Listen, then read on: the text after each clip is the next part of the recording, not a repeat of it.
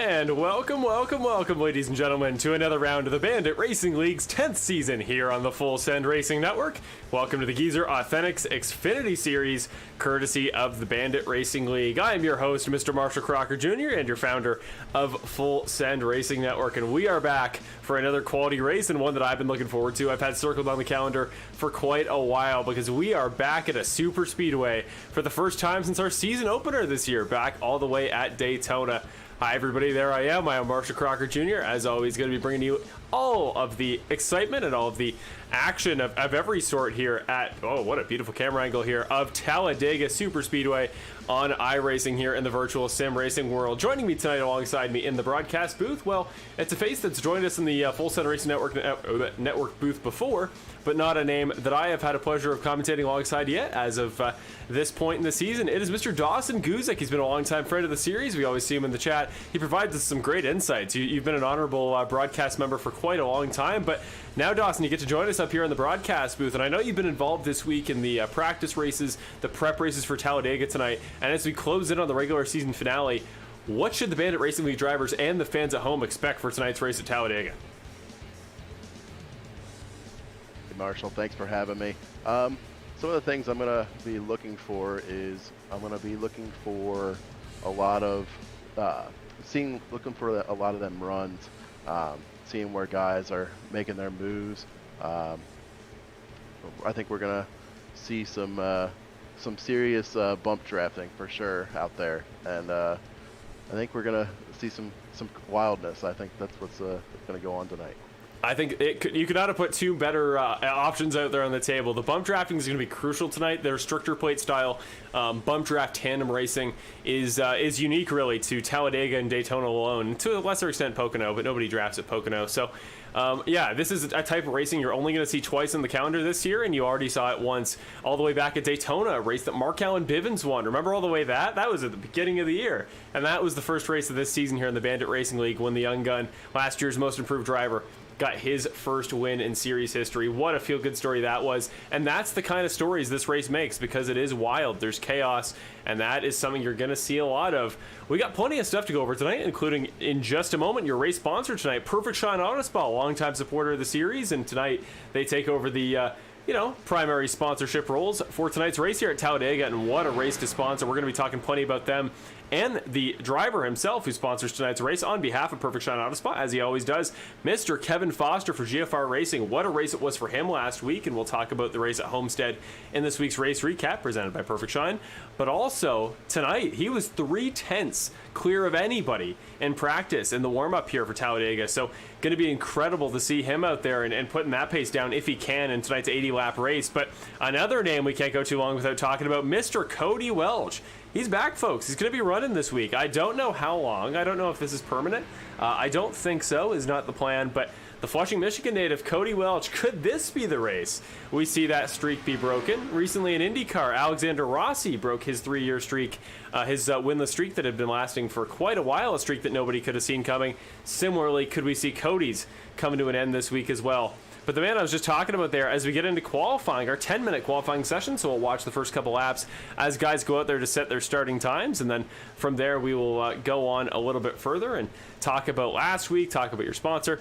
But before we wait for Kevin Foster, the guy I'm waiting for to come out of his pit stall and get ready for qualifying, here we go to Ricky Hart Jr., one of his teammates there at GFR Racing. An important note to mention here for tonight's race is that Nick Nickerson, the fellow GFR Racing teammate, driver the number 2, will not be racing tonight, it would seem. He is not in attendance, at least not as of yet, towards the start of qualifying. So the biggest name in the series, you could argue, the guy leading the championship, will not be here for the start of tonight's race, and that's huge, because the championship implications of that, as far as the overall order heading into the regular season championship finale next week at Chicagoland, that's huge. That's going to close the gap from Brett Guzik and Benjamin Lacey, who's had an incredible year, going to close that gap up significantly, and that's going to have huge implications, I would say, Dawson. Yeah, for sure. I think we're sitting here looking at a 40-point gap. Nick is sitting here on 21 bonus points going into the playoffs here. Brett sitting on 13 and Benjamin sitting on 14. So with Nick being gone, I think this is going to seriously tighten things up as long as one of these guys can have a good run. This could make or break some of the regular season going into the playoffs. Yes, there on your screen now, you see the championship standings in the top 18 heading into tonight's race. Remember, the top 11 make the cutoff line into the Bandit Racing League Season 10 playoffs. So 2 drivers separated by 1 point in 10th and 11th, and then only a 6-point drop back to Benny Hogan. Sorry, 5 points, I should say, even less than that. So Benny Hogan, definitely a guy who's going to be looking for every point he possibly can tonight to try to make up that gap a little bit. As we see Jason Greenwell come to the end of his lap, he is currently your provisional pole setter here in pre-race qualifying. But yeah, what a year it's been for Benny Hogan since he jumped over to that number 5 car that he's run on behalf of Rollcraft for the last couple races of this season, taking over for Bill Harkins when they swap numbers. And he's just been lights out since then. Could see another great race from him tonight, and a win would absolutely put him above that cutoff, maybe comfortable enough that a great race at Chicagoland next week would punch him into the playoffs for, I believe, the second time in the last 3 seasons. But here comes Kevin Foster, driver of the number 8 car. I believe is going to finish up his second lap there, so he'll go third provisionally. Sean Britt would go to second, and Sean Britt was a name last week that really jumped out to me. He scored, I believe, his first top 5 possibly in the history of the Bandit Racing League. I think that's true. Mark Alan Bivens, though, the Blytheville, Arkansas native, driver number 76, he comes across the line, takes provisional pole, and then immediately it's snatched by Brett Guzik, driver the number 04. I was going to say the winner at Daytona. Would you not be surprised if Mark Allen takes that clear super speedway skill and puts it to good use to get himself a pole tonight? Rogue Energy Pole Award winner could have been his, but right now, that roll jumps over to Brett Guzik, a 54.09 second lap. Brett Guzik, unreal pace there out of the number 04 car. And this is a track toss, and I would have thought it would have relatively little variety as far as qualifying, as we see Benjamin Lacey now running his lap. What do you think it was? Did Brett have any plans to your knowledge? And what can a driver do to be that fast at a super speedway in qualifying?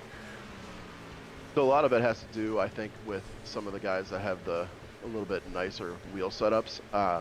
Some of these guys, they're running just some like cheaper setups, and a lot of this, when it comes down to qualifying in these super speedways, you got to be very, very smooth.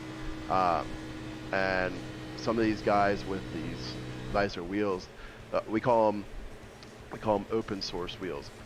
They allow you to have like an aftermarket wheel put onto the base. I know Brett likes to run like a Legends car wheel, which is a little bit wider, more like a stock car wheel.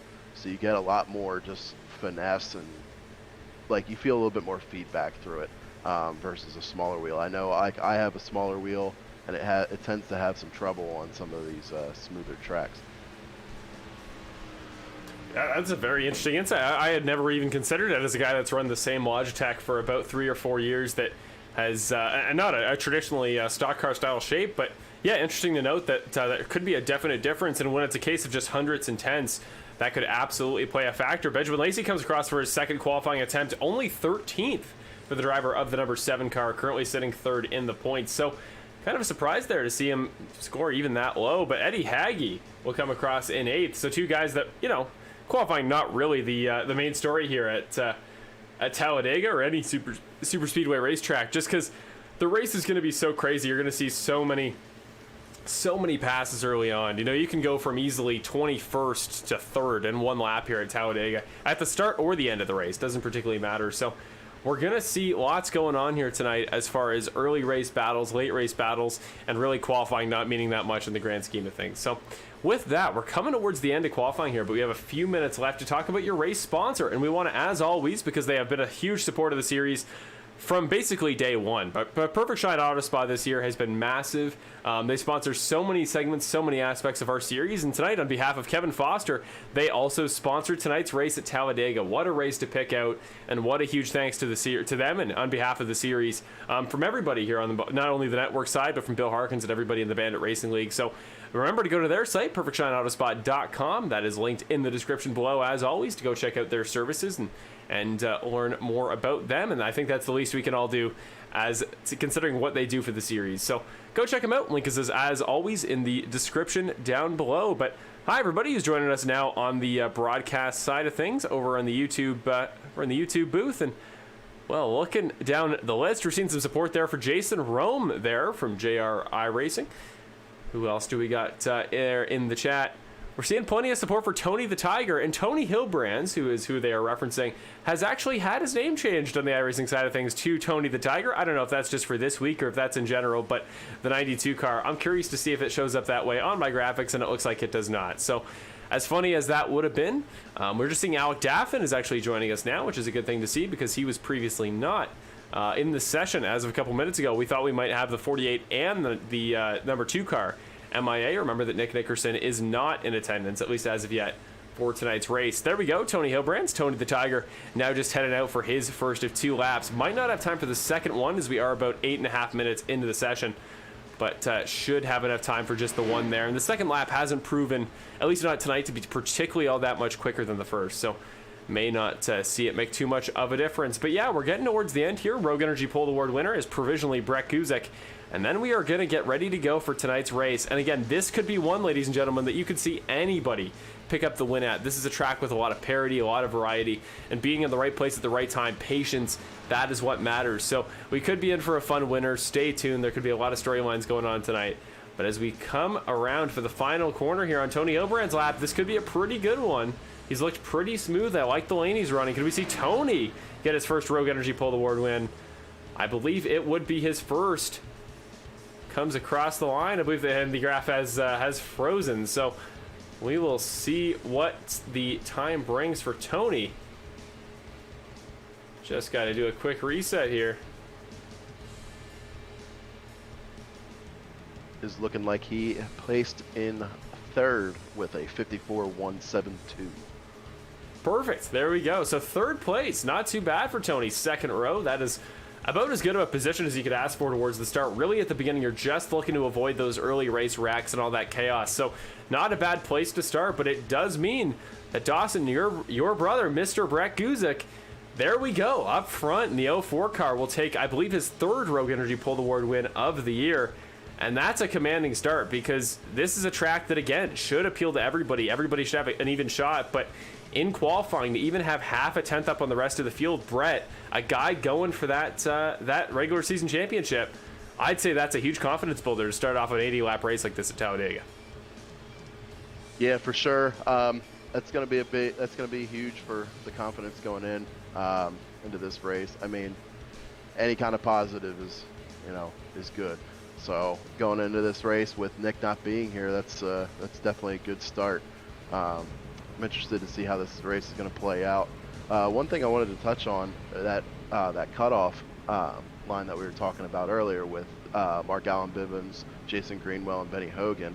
Mark Alan Bivens, he's got to have a good night here tonight. I noticed like the last couple weeks or the last like month or so, he's been kind of falling back a little bit and hasn't had the runs that he needs to. And that's allowed, and with Benny having great runs, it's allowed him to close up quite a bit. I mean, one of these 3 guys, I feel, is kind of getting into the point of a must-win situation here going in. Yeah, I would definitely agree. We'll talk in just a split second about what that cutoff actually looks like, but some guys definitely going to be in more must-win do-or-die scenarios than others, and some guys are going to be content to probably just ride it out and try to maintain their points as much as they can. But here we go before we get started on tonight's starting grid as the pace car rolls off as we speak. Your Rogue Energy Pole Award winner for tonight, Mr. Brett Guzik, driver of the 04 car. He will take the field to green for the first time here at Talladega. Remember to use code CASTLESports at RogueEnergy.com. And thank you to Rogue Energy, as always, for supporting the series. They sponsored the Rogue Energy Triple Header for this season, the Triple Crown Challenge. And we will talk more about the second race of that Triple Crown at Miami whenever we get a caution. But here we go. Now we are ready to go through your starting grid for tonight's race, courtesy of Perfect Shine Auto Spa. As always, quite fittingly, on the pole here tonight, Brett Guzik rolls off alongside Mark Alan Bivens, winner from the last Super Speedway at Daytona. Tony the Tiger, Tony Hilbrands, alongside Mr. Pompous, Jason Greenwell. Then it is Mr. Sean Britt, top 5 last week, top 5 in qualifying. Then Kevin Foster, tonight's race sponsor and fastest in practice for GFR Racing. Ricky Hart Jr. and Joshua McQuiggan roll off 7th and 8th, and Keegan Clark and Eddie Hagee round off your top 10. Starting in 11th, we have Christopher Hamilton, Cody Welch in 12th, Jackson Knock in 13th, Connor Gibson, the Canadian, in 14th. Benjamin Lacey, your third place in points, is starting P15.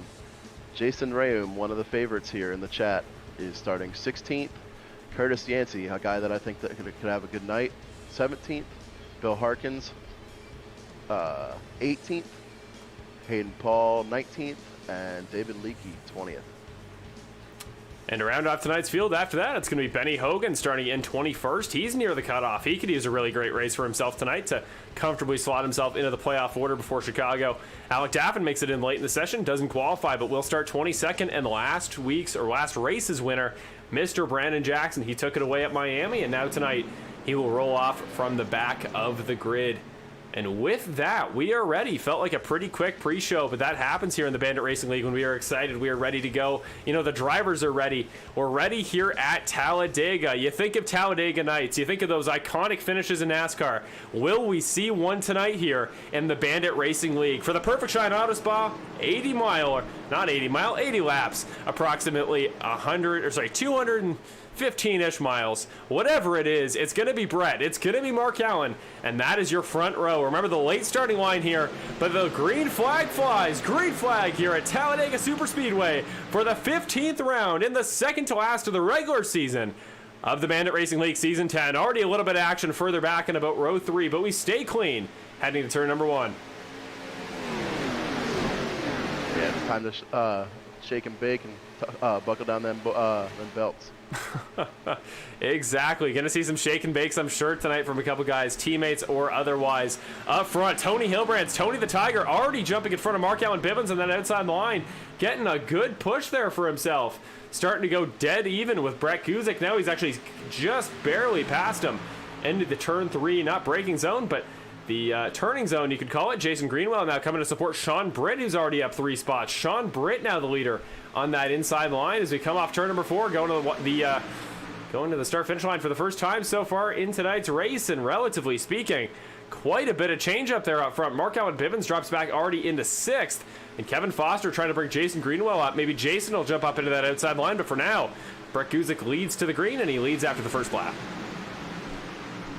Whoa, way up to the top side goes the 04 car. I don't know if Sean Britt shoved him up or what happened there, but gets hung out to dry. There goes Britt, there goes Hilbrands.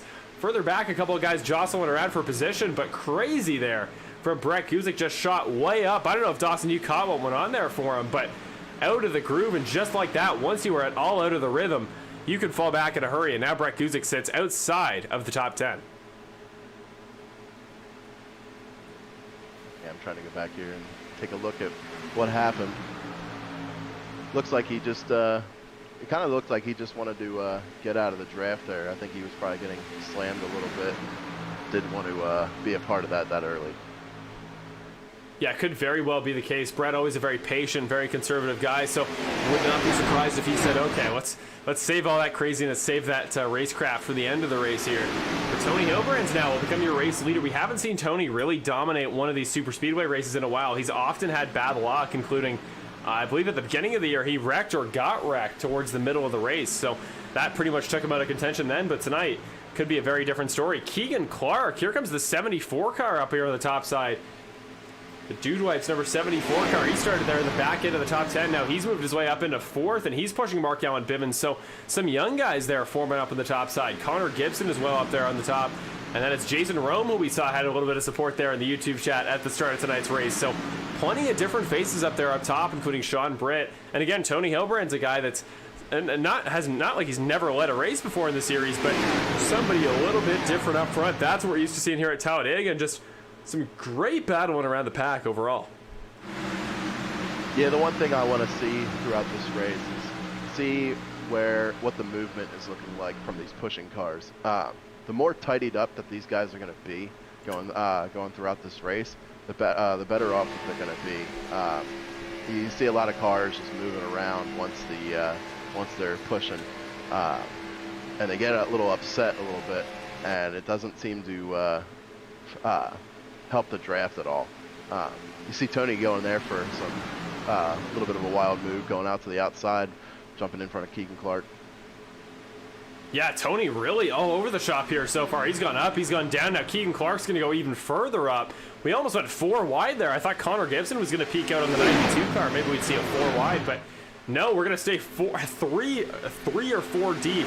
Rows of 3 wide here.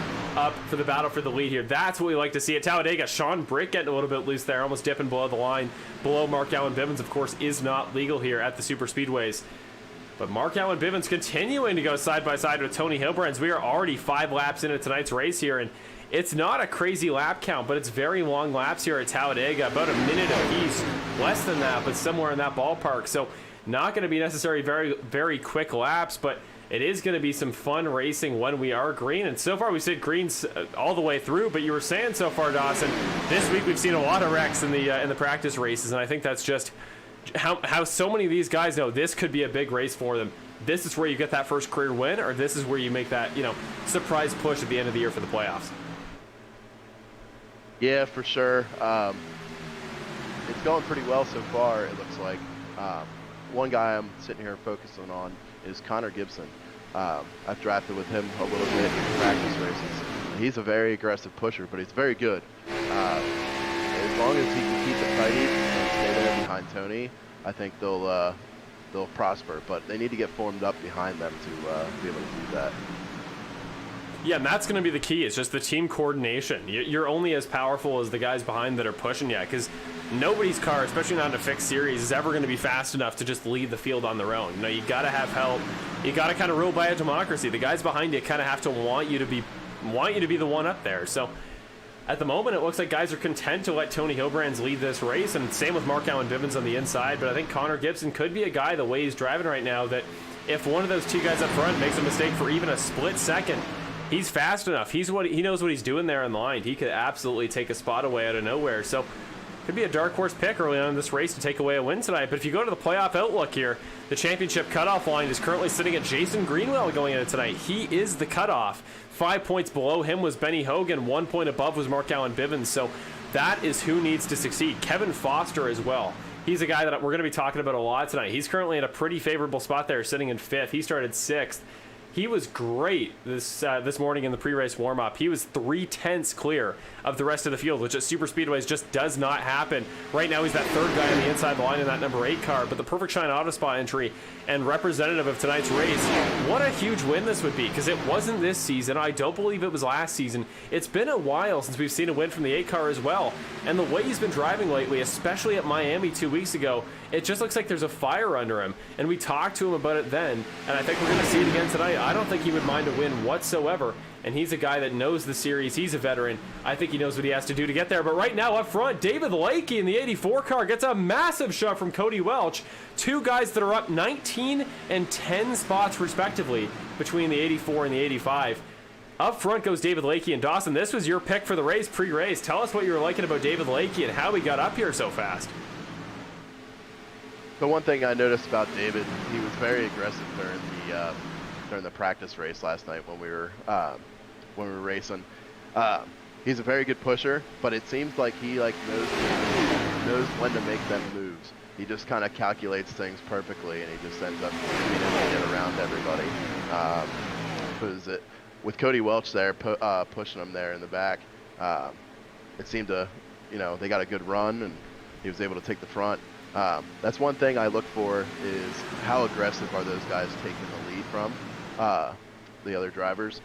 The one thing I noticed with that is they get a little bit too aggressive, it could wad up the field, and that could be a problem later on. We'll see how this goes later on in the race. Yeah, we will indeed. 3 wide still for most of the top 15 or so. Now we're going to go 3 wide again. Who is that jumping up again? It's Mark Alan Bivens. So the same names we're seeing are really looking to be the aggressive ones early on. Not even the aggressive ones, but just the leaders. The guys that are content to kind of let the race fall around them and have everybody else slide in behind. So now David Lakey continuing the lead would have led that last lap. So I think 3 or 4 race leaders so far in tonight's race as far as leading laps goes. But keep an eye on a couple guys that have fallen back a little bit. Cody Welch will now slot back in a 12th position after that really aggressive push up there towards the front, the one that got David Lakey out to the lead of the race. And That's the thing there, Dawson, is that you can give a guy all the help you want. You know, if you were these two guys and you were sitting back there in 18th a couple laps ago, you push each other up to the front. That's well and great, but now all of a sudden you find yourself at the back, because if you don't go with your teammate, if you don't succeed in getting up to the front with them, and you get stuck going backwards, well, you know, you've done all that work, and now you find yourself without the guy you were working with. And if you're the guy up front, you know, you can get up there, but if your teammate drops back, you got to find some new friends. So I think it's all about the social dynamic as a driver and figuring out who you can trust. And I know for some guys this season, they would have had experiences with drivers that might make it tough to find somebody to team up with. Yeah, for sure. One thing that you got to be able to do is you got to be able to keep your nose clean. And I think a lot of good things come out of these practice races. You know, you can kind of see where everybody kind of stands and how they're going about the race, how clean they can keep the nose, how good of a pusher they are. Once they kind of start figuring that out throughout the race, I think you're going to see some of the more experienced guys kind of start to go with each other and kind of hang out the guys that maybe don't have the experience as they do, kind of get, you know, sorted out of the pack a little bit. That tends to happen quite a bit. You go with your friends, you know, go with who you know is doing pretty good. David Lakey kind of on his own right now, currently sitting in third there as that tandem of the 92 and the 31 in the inside line kind of squares up, and he just doesn't really have anywhere to go, because now we see the guy in fourth there, Sean Britt's going to form up on the inside line, and this is just, it's on the watch of potentially we could see the 84 car just slip and fall back, or if he gets some help on the outside line, he could be up to the lead in a matter of moments. Like, that's the beauty of this racing at Talladega. Now up high again goes Mark Alan Bivens. He's going to try to get anything going. I think he's only going on the slipstream that he had off of David Lakey. We'll see where Eddie Haggy in behind there goes on the and sitting there in the 97 car, I believe, sitting there in the middle of the inside row.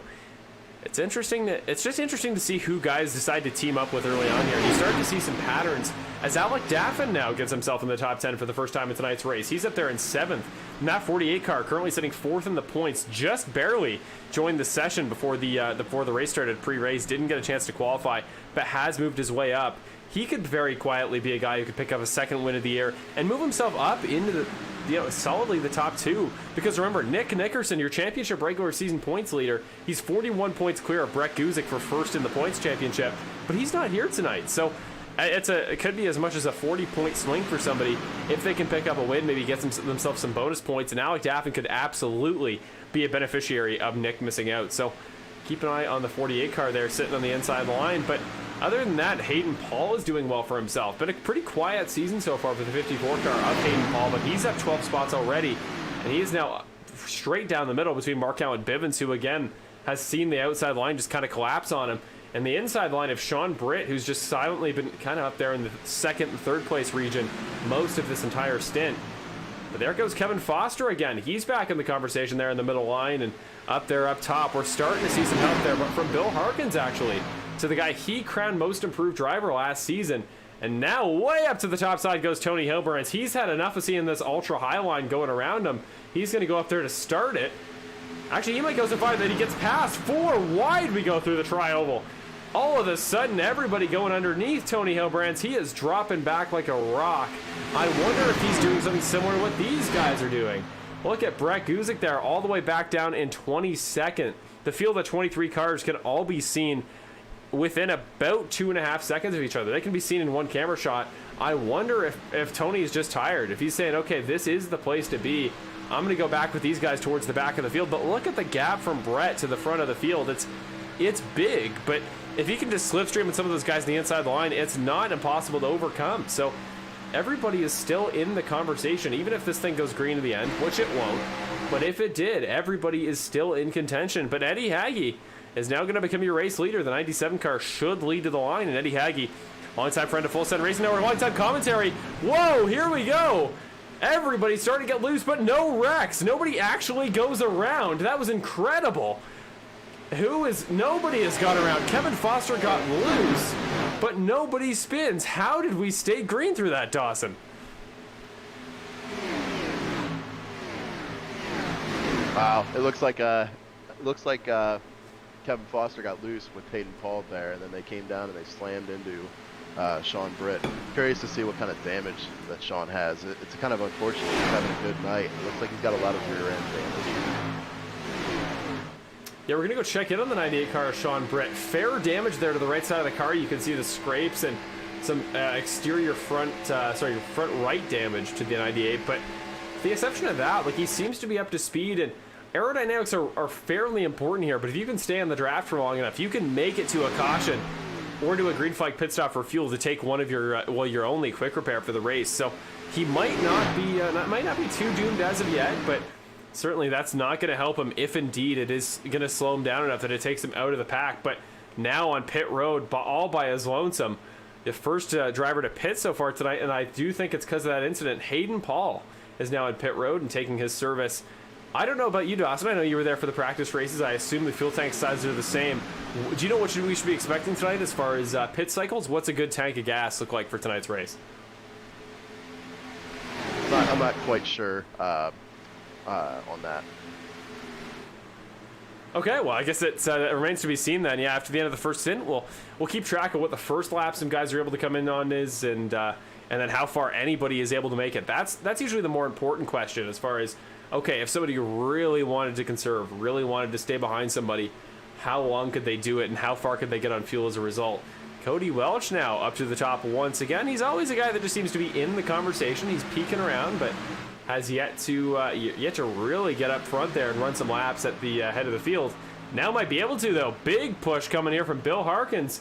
These two guys haven't teamed up on track in quite a while, but the 5 car giving a gnarly push to the 85. He's going to slide down in front of Mark Allen. Bill tried to go with him in the Rollcraft car. That did not happen, but that number 11, sorry, that's the number, oh, that is the number 5. I'm backwards in my own head. So number 5 car of Bill Harkins is giving him some good shoves there, but just in the corners for whatever reason. They seem to be laxing off a little bit, and Eddie Haggy just at the bottom there along with David Lakey. The two guys just don't seem to have really any opposition for that race lead right now. Yeah, I think you're going to see some guys starting to calm down here and just ride it out a little bit. I know the BC SimSport guys are sitting there back in the pack. Brett, Jason Greenwell, and Benny Hogan. I think they're just sitting there riding for the time being, just to try to stay out of trouble. I think they know what's coming.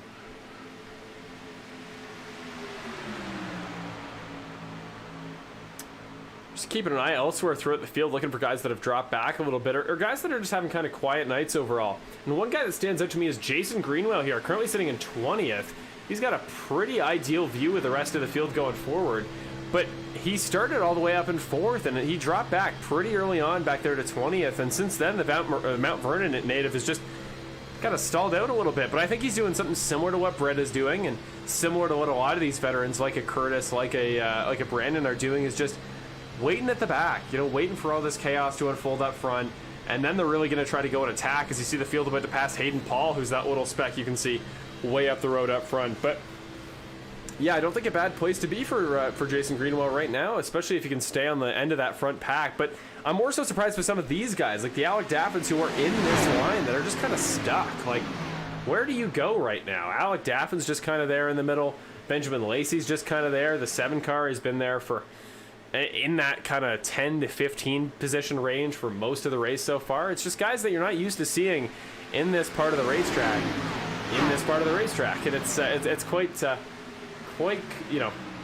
it's unique, and that's why this is fun to watch. It's just guys getting a chance to interact with guys that maybe they otherwise don't get to. And Eddie Haggy just dominating right now as far as laps led. Nobody seemed to have an issue with him up front. Remember, that was Tony Hilbrand's most of the start of the race, and now it's the 97 car. So he's kind of past the honor on, and sitting there in the 11 spot guy we haven't talked about much is Christopher Hamilton, driver of that yellow and black number 15 car for GFR Racing.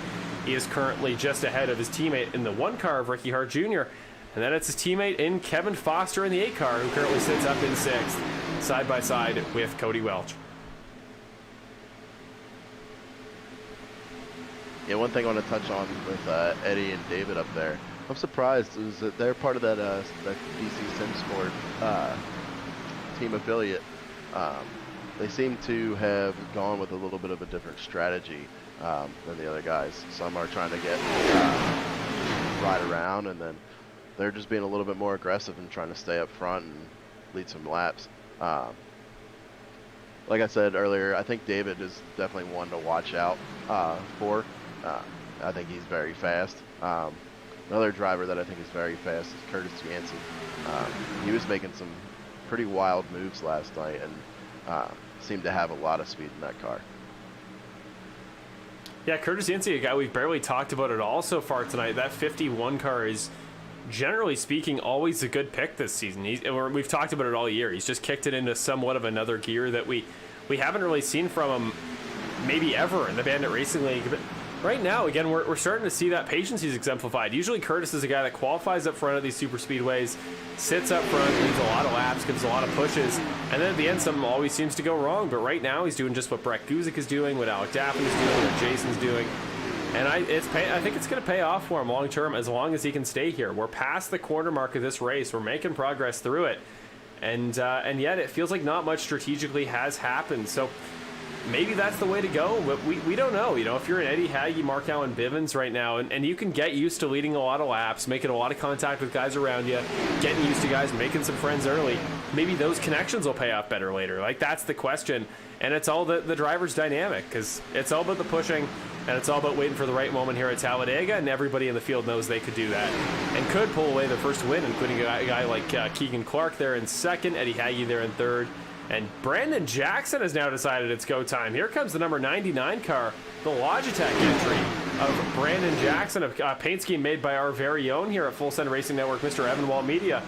Here he comes, the 99 car down to the inside of this little pack. And Brandon was one of those guys that was way back there. I just remarked about him being back there with Yancey and Guzik a moment ago, but now he's side by side with the 84 of Lakey, currently sitting in fourth place. And all that progress means that Brandon must have decided to some extent that it's go time, or maybe he just wants to practice getting those slipstreams. Who knows? Yeah, with Brandon getting up there, I think he's starting to get a little bit more aggressive come pit time. I think he wants to get himself in a little bit better position going into the pits. I have a feeling that that's coming up here shortly. Like I said, I don't know what exactly the stints are as far as gas, but I have a feeling that they're going to be definitely coming around. I'd say probably around lap 30 is when we're probably going to see it. That's just my guess, though.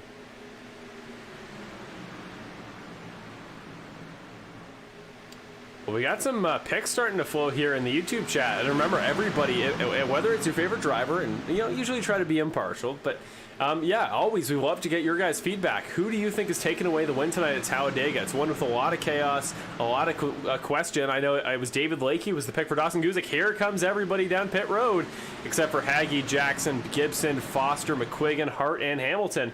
Besides that, it looks like they're wrecking. Are they wrecking? Everybody in the back of my order now is showing up. Somebody went off road. That was Tony Hilbrands has gone off track further back. That was on entry down to pit road. So let's go to your Apex Sim Racing replay here for a moment and see what brought out, well, not a caution, but what brought all that chaos into play here. So this was in the braking zone down. Whoa, they did make contact. Hilbrands right in the back bumper of Lakey. He then caught Keegan Clark, who caught Cody Welch. That was nuts. Let's go to one more replay there just to get a better idea of maybe why Tony Hilbrand's locked up, because we know that he did. But let's see if we can get a cockpit view there from him. Again, your Apex Sim Racing replay. Use code BANDIT for 5% off your purchase at apexsimracing.com for some sim racing gear. Whoa, Tony just, whoo boy. That was a lot of speed he was trying to carry in there, locked it up, and just sent it right through, right up the back bumper of a couple different cars. And wow, that's a, I mean, Tony is known to make the occasional mistake in the name of aggression, but that was intense. And I think that it kind of exemplifies something guys are going to try to do tonight, Dawson, is those intangibles I talk about every week, but saving time on pit road, those pit ins, pit outs. Guys know how important they are, and that was a case, I think, of Tony really trying to push for them for everything he was worth. Yeah, for sure. I think he was just getting a little overzealous there on the brakes and just trying to get everything good out of it. And I think there was multiple guys that were doing the same thing, and they just kind of like all seemed to lose it, and it just doesn't work out, especially at these super speedways when you're going in so fast. and you got to get down to such a slow speed with these small brakes, it makes it super tough. I tend to like to be on the little bit more cautious side of things and just get on the pit road smoothly, and then get off smoothly.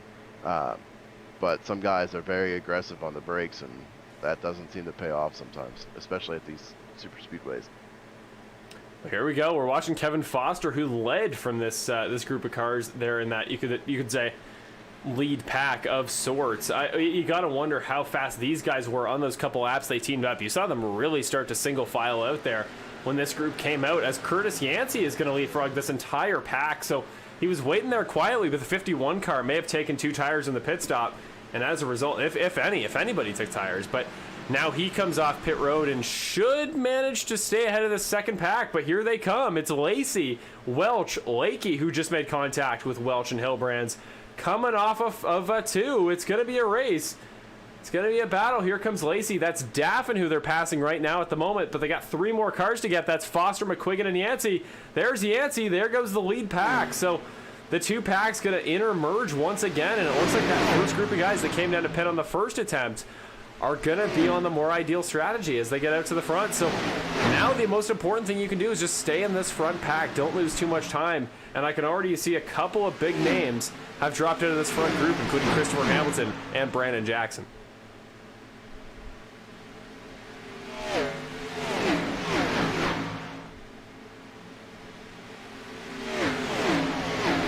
I want to give a shout out here to Christopher Ferrero, our longtime this season broadcast co-commentator. He's talking about his long time, occasionally frequent jinx there. And I promise you, Chris, we will always have you in the booth whenever you are available, regardless of the jinxes you may put upon drivers. And tonight's definitely a race that I think guys are going to have good luck, going to have bad luck, regardless of jinxes that may happen. So I think if there's any race tonight where you can jinx somebody down in the YouTube chat by predicting them as your race winner, I think tonight is not a bad race to attempt to do so. Jackson Knock up to the front of the field, driver of the 00. Shout out to Jackson.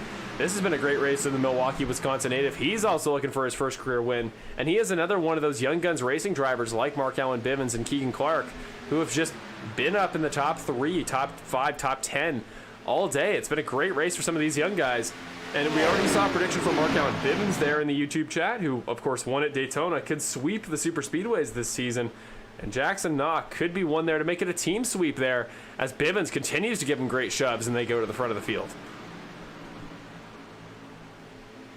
Yeah, for sure. With these young guys coming in, it's cool to see some parity.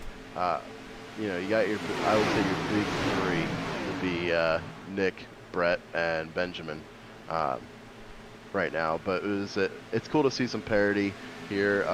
Give some of these guys a shot to get themselves some win. Get the confidence up, and maybe give themselves a chance into this playoffs. Looks like we're seeing some suggestion that perhaps we don't talk about Brett Guzik tonight in an attempt to not jinx him. So again, the jinxing, everybody's unclear as to how they think it affects their favorite driver. But shout out to James Hartley, who joins us in the broadcast booth tonight. Long-time driver in the series. We haven't seen him in a couple races, but always good to see him tuning in. I always see you there on the YouTube side of things. So shout out to him, long-time viewer and long-time driver James Hartley. There we go. Big push now again from Knock. Now on the inside line instead of the outside line. David Lakey back, courtesy of Connor Gibson. So this is going to be kind of the story of stint 2. So that was about 26, 27 laps in the first stint. I would think it's going to be close. Should be a 2-stopper. So could be one more stop to the end for a lot of these guys. And the question is, who conserved that stint? Who's conserving this stint? And I think in seeing as it's a lot of the same guys, but also a couple new faces. Like Benjamin Lacey wasn't this high up in the last stint. Jackson Knox certainly wasn't this high up in the order of the last stint. So some of these guys who are now up front that weren't before, if they were conserving fuel before to make it to the lap they did, they're going to have to do that again. And I think those guys that went a couple laps longer, if they can do that one more time, or maybe 2 more times to make it to the end, I think the most important thing right now, Doss, is just avoiding having to do a 3-stopper whatever you can. Yeah, for sure. In this situation, for the time being, I would like to be one of the pushers. You're definitely saving a little bit more fuel. I'm not a big fan of just sitting out there leading the entire time as far as a super speedway. One thing that you're doing when you're in the draft is you're letting off a little bit to kind of keep the keep your run from not bump drafting too hard, and that seems to save a little bit more fuel. Looking back a bit in the race order, just keeping an eye on some of these guys that are out of that front pack, that are, as of right now, kind of out of contention for the race win. Right now it's Christopher Hamilton teaming up with Brandon Jackson. That tandem of two trying to make something happen there further back. And we have seen guys at these super speedways work together to push themselves all the way back up to the lead pack. But it takes a lot of teamwork and it takes a lot of time. And right now that might just not be something these guys have as much of as they think, because this has been an all green flag race so far. And that could continue for quite a while towards the end. But if you get a single caution, well, suddenly you're back in it. So I shouldn't say they're out of it, generally speaking, but definitely not a place you want to be if you can help it. Same with Jason Rome, who's got some support in the YouTube chat tonight, along with Bill Harkins, driver of the number 5. So some guys there in the back that just, the way that last segment worked out, the way guys came down pit road, just did not stay with the lead pack, unfortunately, and that is going to cost him in the short term. And that there's that long kind of broken apart single file line here a little bit further back. Benny Hogan is in that, Curtis Yancey, Brett Guzek, Jason Greenwell. Like, there's a lot of guys there that are on the fringes of this group that definitely want to make sure they stay in it. But like where Jason Greenwell is right now, we're going to go to the cockpit view.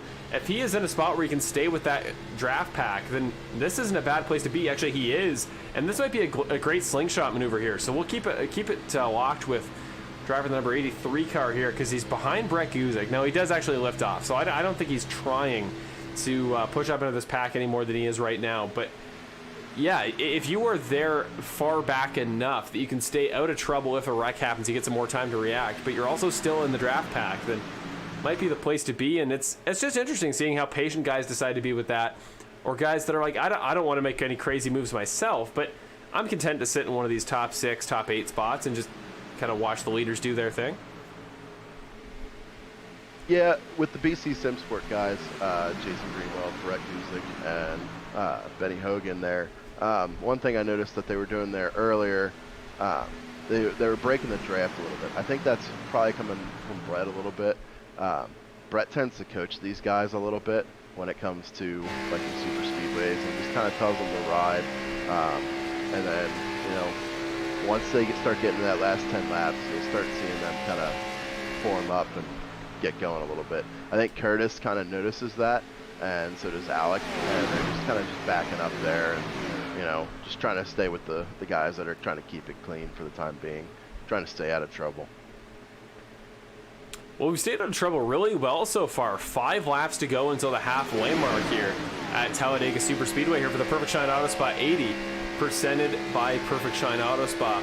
And this is, again, the second to last round of the regular season of the Bandit Racing League Season 10. So this is a big one for those guys that really want to make that playoff cutoff. And again, we will show you, just to remind you what the situation is heading into tonight's race. Remember, it is Nickerson sitting 170 points above the cutoff. He's comfortable.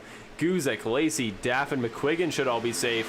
But Yancey, Hart, Hamilton, Jackson, maybe not quite totally safe, but they're close. They just need to wrap it up without too much issue here in these last couple races. But it's Mark Alan Bivens, Jason Greenwell, Benny Hogan, and Kevin Foster who are going to fight for those final 2 spots. And right now, just to kind of check where those guys sit on that cutoff line, well, Benny Hogan currently sits in the 13th position. It's not a bad spot to be in, but definitely going to need to work his way up a little bit higher in the order tonight if he wants to be ahead of the cutoff going into Chicagoland for the season finale in the regular season. But it's Kevin Foster more so that I note. He's 18 points back right now in the cutoff standings. He's currently 9th in the race, and of course it's Talladega. Like, could be in the lead in just a moment, but definitely going to want to push towards the top 5 pretty consistently towards the end if he wants to make those points back. And especially like guys like Mark Alan Bivens, he's currently in 2nd. He's doing everything he has to right now, already a point above the cutoff. But it's Jason Greenwell here, who I think has the really boom or bust strategy. He's sitting there in 16th. He's at the very end of this lead pack, and he's going the strategy of, I don't need to be up front all race like my fellow above the cutoff, you know, guy that's trying to stay, you know, in the playoffs just like he is. Mark Alan Bivens, he's doing it a very different way, and I think those 2 very different strategies could come away with the same result. But if they don't, you could be biting yourself or could be regretting all week the way you approach trying to make it into the playoffs. Yeah, it's definitely hit or miss on what you gotta do it. I mean, either strategy tends to work. Some guys come out on top leading the race, and some come out on top from staying in the back of the pack. I think it was really Jeff Gordon that was the one back in the day that kind of made the staying in the back of the pack kind of a thing back there in like the earlier 2000s, and just kind of sitting there riding. But you don't see it work out that much. It's interesting to see how this is going to work out as we get a caution here. We do, and that is for Bill Harkins, who spun it around there on the backstretch coming out of turn number 2, and then just kind of parked it. Was kind of just stuck there for a while on the backstretch, got up to speed, but was going at such a slow pace relative to the rest of the field coming up on him that they've brought the yellow flag out. So first caution of the day, that'll pack the field up, and there you go. As I was talking about, guys like Brandon Jackson, Jason Rome that were out of the draft were kind of out of contention. Just like that, a caution brings them back into it. So let's go back to the Apex Sim Racing replay, courtesy of Apex Sim Racing, and find out what happened there. Jason Rome in that tandem drafting situation, the two guys teaming up. Jason Rome just got in the back of him, and yeah, caught him in the quarter panel a little bit. Again, it wasn't all in the 81 car. It could have been a combination of Bill moving and Jason moving. Just, you got to be really dialed in, really have the teamwork down for those tandem drafts to work, and in that case, it just did not. So the 5 car gets sent around, and that is your first caution of the day. And man, all the way on lap number 40, perfectly down the middle. So there you go, caution number 1. And at this pace, we're not going to see one till the end, but I think, Dawson, you and I both know that's not going to be the case. Yeah, definitely not. I definitely think here with like probably 10-15 laps to go, you're going to see guys starting to get pretty wild. I would definitely say that if I'm Bill Harkins, like, I understand when you're sitting there in the back, just riding around and just trying to get back with the pack, and you're just a 2-car tandem. You know, you're trying to do everything you can, and you got a bump draft and everything like that, but there's a lot of give and take, and if I were Bill, I don't know how happy I would be with that move. I mean, I don't know that it really made or breaks the race for him, but that was I wouldn't be too happy. And no, perhaps not, and presumably in that situation where you're already not in a prime spot to begin with, you're probably not too happy with where you're sitting, so that's just not the start to the race, so the first half of the race that I think Bill was hoping for whatsoever, because this is a track that he's competed at pretty well in the past.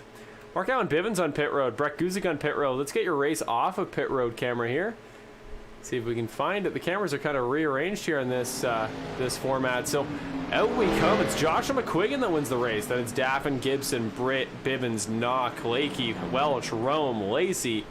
And there goes Brett Guzik, leaving his pit stall as we speak. So he will beat Jason Greenwell out, and that will round off the guys that did come down to pit road, which is everybody in the field, save for Tony Hilbrands, who needs the lucky dog pass, and he is flying around the track as we speak to get back on the lead lap. So Tony the Tiger in the 92 car will be back onto the lead lap. But it's Benny Hogan, the only guy who stays out there. Driver the number 11 is going to opt for track position over fuel.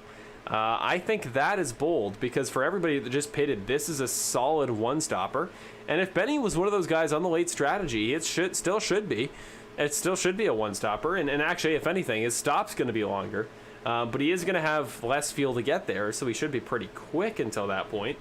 Yeah, it's a bold call, and I don't think it's altogether going to cost him all that much. It's just, is he actually intending the lead? Or is Alec Daffin is now going to become the leader? I don't know how, because Benny Hogan was the only guy that stayed out. It showed up on my telemetry that Alec Daffin had pitted, but he's really slowing down to let the field catch up. I don't know if he was accidentally given a free lap or a free pass or something. I don't know what's happened, but whatever has happened, he is being brought back to the front of the pack. Yeah, one thing I was looking at as far as the guys coming down pit road, you can kind of see the car go up on the left side and the right side during the pit stops, and that kind of gives you a telltale sign of what they're doing as far as their pit strategy. It doesn't show the actual pit crew on the broadcast, but it does in the sim. So one thing that a lot of guys were doing, it looked like there was some some fuel-only calls, some two-tire calls, and 4 tires. I know Brett took 4. Looked like Bivens took 2. And some other guys didn't look like they took any. I'm interested to see what Benny's going to do as far as not coming down pit road. But I'm pretty sure he's just going to be banking on a caution. Yeah, so really with the with tires tonight, just to explain for those of you at home, you're probably thinking, okay, a giant flat-out oval like Talladega, you know, what's the point? You know, why would you ever need to take tires? Why would the extra grip help? Well, it doesn't for most lap times. You're going to run just as fast lap after lap in the draft, without the draft, as you will on fresh tires, on old tires. The way it does help is as far as maneuverability. You get quite a bit slippier, quite a bit slidier. It helps you make those last minute corrections, those little adjustments, without risking the car getting loose on fresh rubber than it does old. So definitely a necessity that you want to take at some point in the race. I wouldn't try to go a full race on them by any means, but you really don't wear them out that fast, and they're not quite as crucial. So it'll be interesting to see at the end if it would help. I'm always curious when we watch those iconic finishes at Talladega where guys are on things like tire strategy, where they are on fuel, because it's really not something we analyze too much. You know, when you get those crazy finishes like we did, maybe not so much this year in the Bandit Racing League in Season 10 at Daytona, because Mark Alan Bivens was just he just locked it down. He led the entire last lap of the race and got pushed to the finish like it was nothing. But going back to last year, I'm trying to remember what race it was. Somebody wanted a super speedway. I think it was Talladega. Off the final corner, just everybody wrecked, and they took it straight back to the finish line, all by themselves. And that was the kind of finish I'm talking about, where it's like, you know, we don't really analyze those iconic finishes. We just take them at face value. So we'll try to keep an eye on the strategy for you guys tonight. That way, when we get those crazy, iconic, memorable finishes there at the end, well, we know exactly what happened to get us there.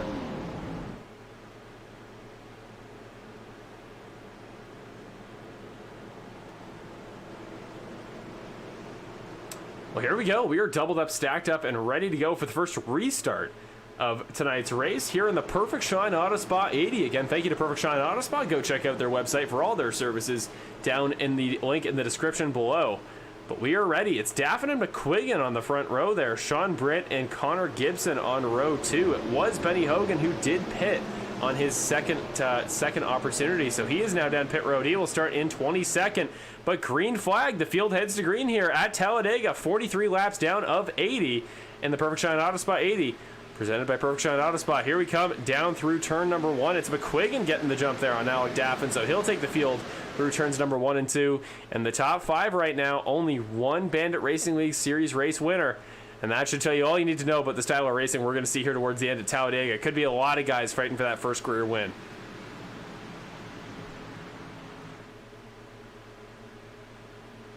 Yeah, it looks like Joshua just got a really good jump there, and just cut down to get in front of Daffin. I think he kind of knows who's the good pushers and who aren't. Josh is a very smart driver, and I think that I think he just got a good jump there. With that new restart zone, it's kind of hard to time what the other driver's going to do. Well, clearly he got it figured out pretty well, because he was absolutely flying there on the green, and has now provisionally taken over the lead effectively on the inside line. But we are 3 wide for 2 rows, dead even in the front 6. Welch getting a shove from Rome, who is right now back in the fight in the 81 car thanks to the caution. Haggy and Bivens on the inside, Daffin and McQuiggan on the inside, though they're really starting to lose ground there. So down the middle, it's going to be Bivens who's back out to the front, and Haggy back down to the bottom to go push them. Like, those guys have been locked in this portion of the race. They know what they're doing. They know what it takes to get to the front. But again, Cody Welch is back there, and I try not to talk about it as much as possible. But with the frequency at which he comes into these races, it's really the only storyline to talk about with Cody Welch. He is currently sitting on a 2-season winless drought that I don't think anybody in the Bandit Racing League community could have ever guessed back at Rockingham in Season 8 when the 85 car got his last win. Since then, I believe I counted, and he's got 7 second places.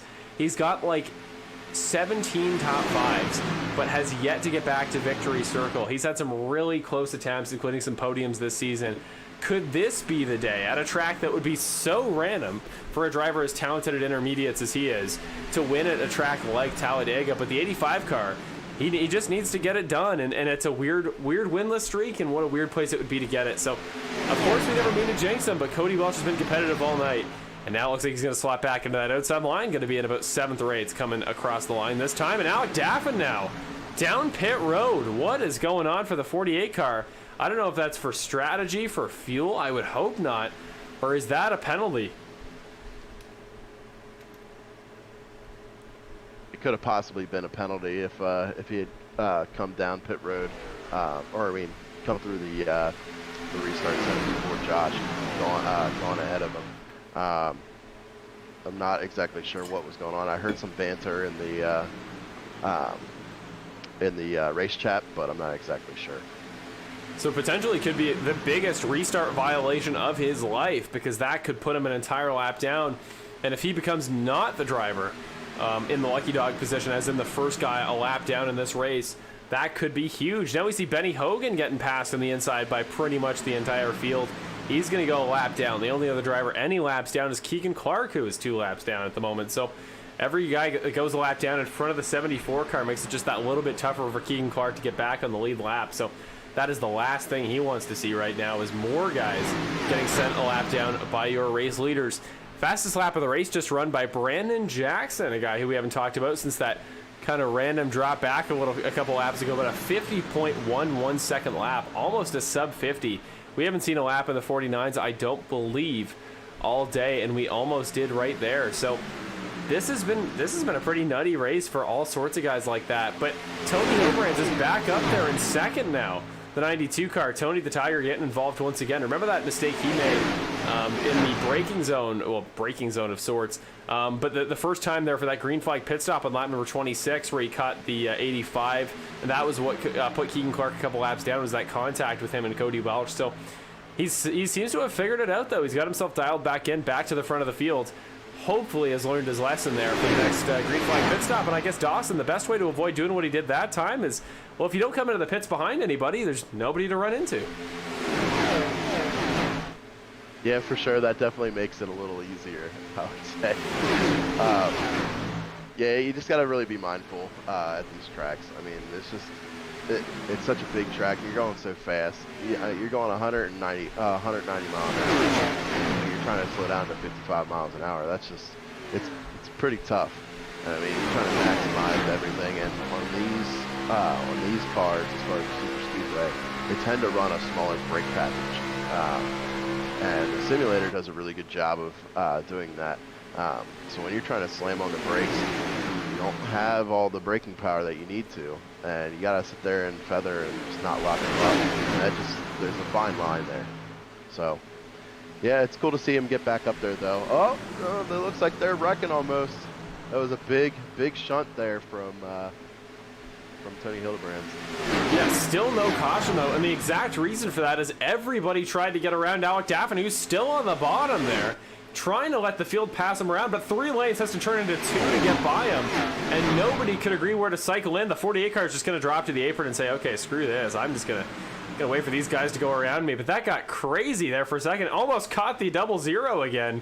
Alec Daffin almost slid up and hit him, but Brandon Jackson now back up to the front. Hilbrands, Jackson, Bivens now your 3-car tandem leading the race. We're 3 wide across the line. Bivens going to lead us that time, but crazy stuff as we saw the guys just try to get around the 1-lap car, and that means Daffin is officially the first car a lap down, is in the lucky dog position. So crazy race, crazy so far, and it's been kind of a story of just a couple cars. We'll do our later in the race Perfect Shine auto spot through the field, talk a little bit about your top 10, but as we go a little bit wider, you can see just how many guys are still in the running here, including a couple guys that we haven't talked about in a bit, like a Jason Rome in the 81 car, Joshua McQuiggan, he started well in the restart and then kind of fell back. David Lakey's back, driver of the number 84 car. Your pick for the win tonight, Dawson, and definitely been a great one so far because he has always found his way back up there. And he's given some gnarly shoves, too. He was just giving one to Brandon Jackson there a moment ago. Now he's going to get... Whoa! Contact! They are wrecking. Right as I was about to say, a big move up to the top line to go get a shove from somebody else. That does not work whatsoever. Hilbrands is in it. Rome is in it. Jackson Knock gets caught in that one. Connor Gibson gets through. Brett Guzik gets through. The benefits of being one of those guys a little bit further back. And Alec Daffin, once again, is going to benefit because he will get the lucky dog pass after just going a lap down. Or at least he should. Actually, does Benny Hogan get the benefit? He does. Actually, Benny Hogan had just gotten ahead of him. So, never mind. Benny Hogan, driver of the number 11 car, is going to be back on the lead lap. But crazy there. And once again, as I was just saying, let's go back to your Apex Sim Racing replay here to see what started all that. And I think it was just a case of a late block there by David Lakey. Coming right across the tri-oval back up towards the start-finish line here. Go back to his perspective because he was jostling around a little bit. He got this big push from Jackson, and then Brandon Jackson, sorry, he was giving this push to Jackson. He didn't quite square it up, and then I think he kind of tried to make a fourth lane. Like, he had this good push, and he was like, well, if I can't give it to Brandon, I'll just try to make my own lane. And he was just a little too close, and Tony caught him in the back corner panel there. So that's Tony's second wreck of the race. Cody Welch getting caught in, as you can already see, in that 85 car. Not particularly a guy known for his good luck. So hopefully he is getting his service on pit road as we speak. But let's get a shot a little bit further back from somebody who's towards the back of that whole situation. Actually, Brett Guzik is a great pick for that position. So he got around it pretty comfortably. Same with Connor Gibson, that very Canadian number 31 car there. So big wreck, everybody sliding low. Brett just gets on the brakes and everybody slides down in front of him. And then in the aftermath there you see Cody Welch caught by the sliding Jason Rome. So there you go, caution number 2. There's always a big one at these super speedway races. I'll throw it to you, Dawson. Do you think that would have been it? Because we haven't seen many cautions. There was quite a few cars involved in that, but it feels like there's always that one more at the super speedways. So I don't know that it's the last one. I definitely think that might be the biggest one. That's definitely taking some guys out of contention here. Depends on who's taking their fast repair and who hasn't. I definitely know that there's some not so happy drivers in the race chat right now, but they were not too thrilled with that block. And then to touch on the Alec Daffin thing earlier, I'm not exactly sure if he got a penalty for that on the start or not. But I know when they all checked up there earlier, when they almost wrecked going around him, he definitely didn't want to give up the draft and give up the line. So that's why you saw him being very aggressive, trying to stay up there with them guys to keep that lap. Yeah, I don't blame him in the slightest. I think it's fair from the perspective of the driver that is going a lap down to try to stay as long as he can. Because if we got a caution in the middle of him getting passed, he'd stay on the lead lap, no questions asked. And either way, you don't want, if there's a guy hidden in that kind of sort of pack that's going by you that is a lap down, you don't want to become not the guy that's going to get the benefit of the lucky dog pass or being the first driver a lap down. So I don't blame him whatsoever. I think it was fair. It was just the way that it all turned out was a bit unfortunate. And yeah, I can imagine there's some animosity towards the situation that just went down, because I think that was the first real case of just flat out kind of driver error there to cause a major wreck up front so far at this race. So with that, we're going to take a quick moment here. First of all, one more time, thank our sponsor of tonight's race, Perfect Shine Auto Spa, on behalf of Kevin Foster, driver of the number 8 car, he's been a little bit more under the radar these last couple laps, but still very active, led some laps tonight, and could be on for his first win in a couple seasons in the series. But again, perfectshineautospa.com, the link is in the description below as always, and they are a longtime supporter of the series,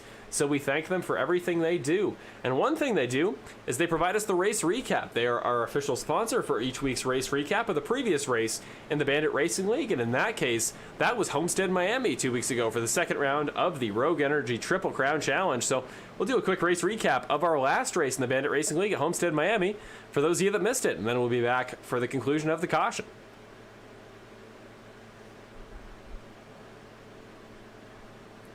And in the second round of the Homestead Miami Triple Crown Rogue Energy Challenge, it was Mr. Ricky Hart Jr. alongside Nick Nickerson, the two GFR teammates, taking us to the green flag there. Ricky was leading for a couple laps, but on the end of lap number 2, it was the 2 car who slid right by there in turns number 3 and 4, and he dominated most of the race as far as pace goes. But pretty early on, we saw some contact. Tony Hilbrand's getting involved in what is his third wreck in 2 weeks. Towards the beginning of that race, brought out an early caution. It was Brett and Nick back and forth before the 04 car would get the pass done comfortably. He seemed to be the only guy that could keep up with Nick on flat-out pace early on in the race. A little bit further on, now 78 laps in, Brett Guzik there trying to fight back after the pit strategy didn't play into his hands as much as his rivals, and on fresh tires he flew through the pack. You can see him here dicing and slicing ahead of the guys around him on track. Now sliding into his pit box here was Nick Nickerson, trying to get every second he could on the cooldown lane, as well as Benjamin Lacey, his championship rival, who was dead even with him. Now 13 laps to go after a final caution. It was a battle between Brett Guzik and the resurgent Brandon Jackson. Had a quiet night all race, but nailed it with the tire strategy. Was on the freshest rubber of anybody. You can see him here getting the move done off the exit of turn number 4.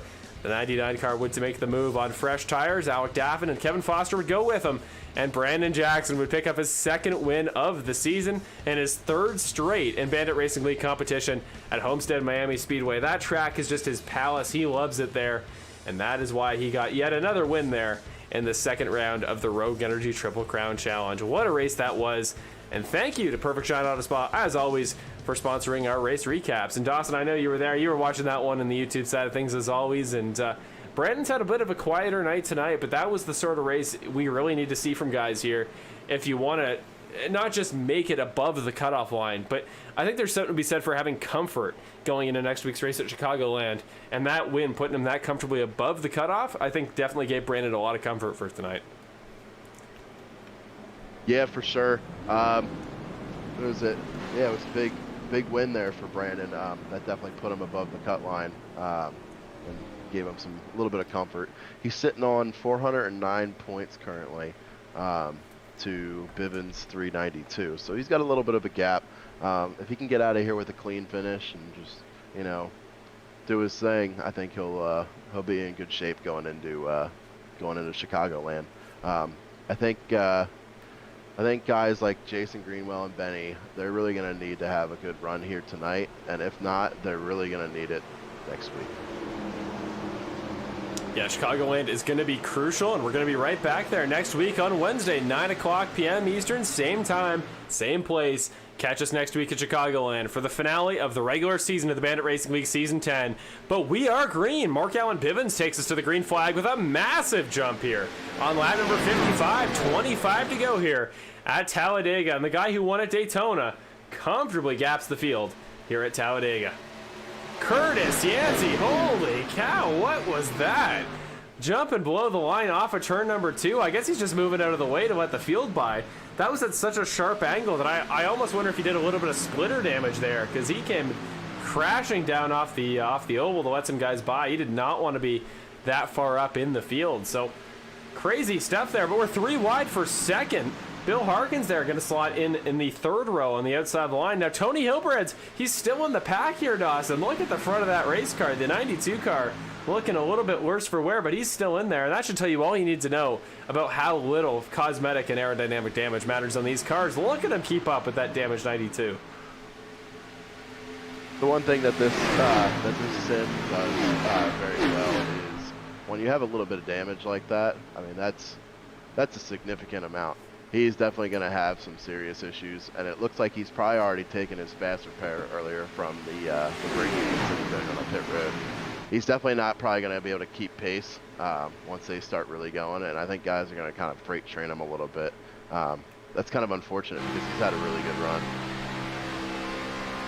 Yeah, it really is. That's never what we want to see here from again one of our favorites here in the Bandit Racing League as far as Tony Hilbrand's a guy that's come very close to a win many a time and has yet to score it so far. It's been a chaotic night for him. Definitely one where you can see the reasons for being in the situation he's in, but he's been darn fast, and he seemed to know what he was doing up front there. We jumped a second to go to Cody Welch, who has come back to pit road, and as of right now has not left. So I guess the luck stays for one more race for the 85 car. When will the streak end? Every part of me believes eventually, but it looks like it will not be tonight here at Talladega for Cody Welch. And up front, it is Eddie Hagge and David Lakey back to the front. Two guys, we've talked about them plenty. They've led plenty, and they still find a way to make it up front, the two of them. Jason Greenwell now around the outside.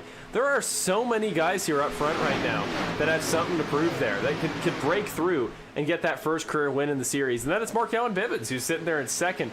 And it's crazy to call a driver who I believe is either 13 or 14. He was 13 as of last year when he won Most Improved Driver. Might be 14 now. But Mark Alan Bivens, a guy who won most improved driver last year for being such a young driver, being so willing to learn. And the Arkansas native went out there, first race of the season, I wouldn't say dominated, but absolutely crushed it at Daytona. Just drove it straight home to the win there at the end, and got his first career win. Now he's back. He's been quick all night. Almost took the pole in tonight's race here. And now he's been sitting there up front in the top 5 literally all race today. It's incredible what he can do at these super speedways. And he coordinates so well. He gives reliable pushes. And I think it says a lot that a guy like Eddie Hagge, who's been around this series for a long time, has clearly trusted Mark to give him as many pushes as he has, because they have been locked bumper to bumper all race as we see guys about to pass Cody Welch on the outside. Yeah, Mark Alan Bivens, he has a lot of talent for, I think he is actually 13. You know, I've talked to him a little bit, and he's got a lot of talent, and he's got a lot of heart into this stuff. He definitely wants to put on a good show for sure. Puts in a lot of time. I know my brother tends to coach him a little bit, from what I understand from Brett. But, you know, like I said earlier, he needs to have a good run tonight, and he's definitely doing that right now. If he can stay where he's at, this will get him a little bit more of a comfortable lead going into this last race here. Looking back over the ways, it's still Tony Hilbrand sitting up there in the top 7, sitting in 7th position. Don't know how he's staying there. I don't know if it's the other guys just kind of out of courtesy, not flying by him with where they're sitting on strategy right now, trying to just chill in the middle of the pack. But it would be incredible to see him come home for anything better than a top 10.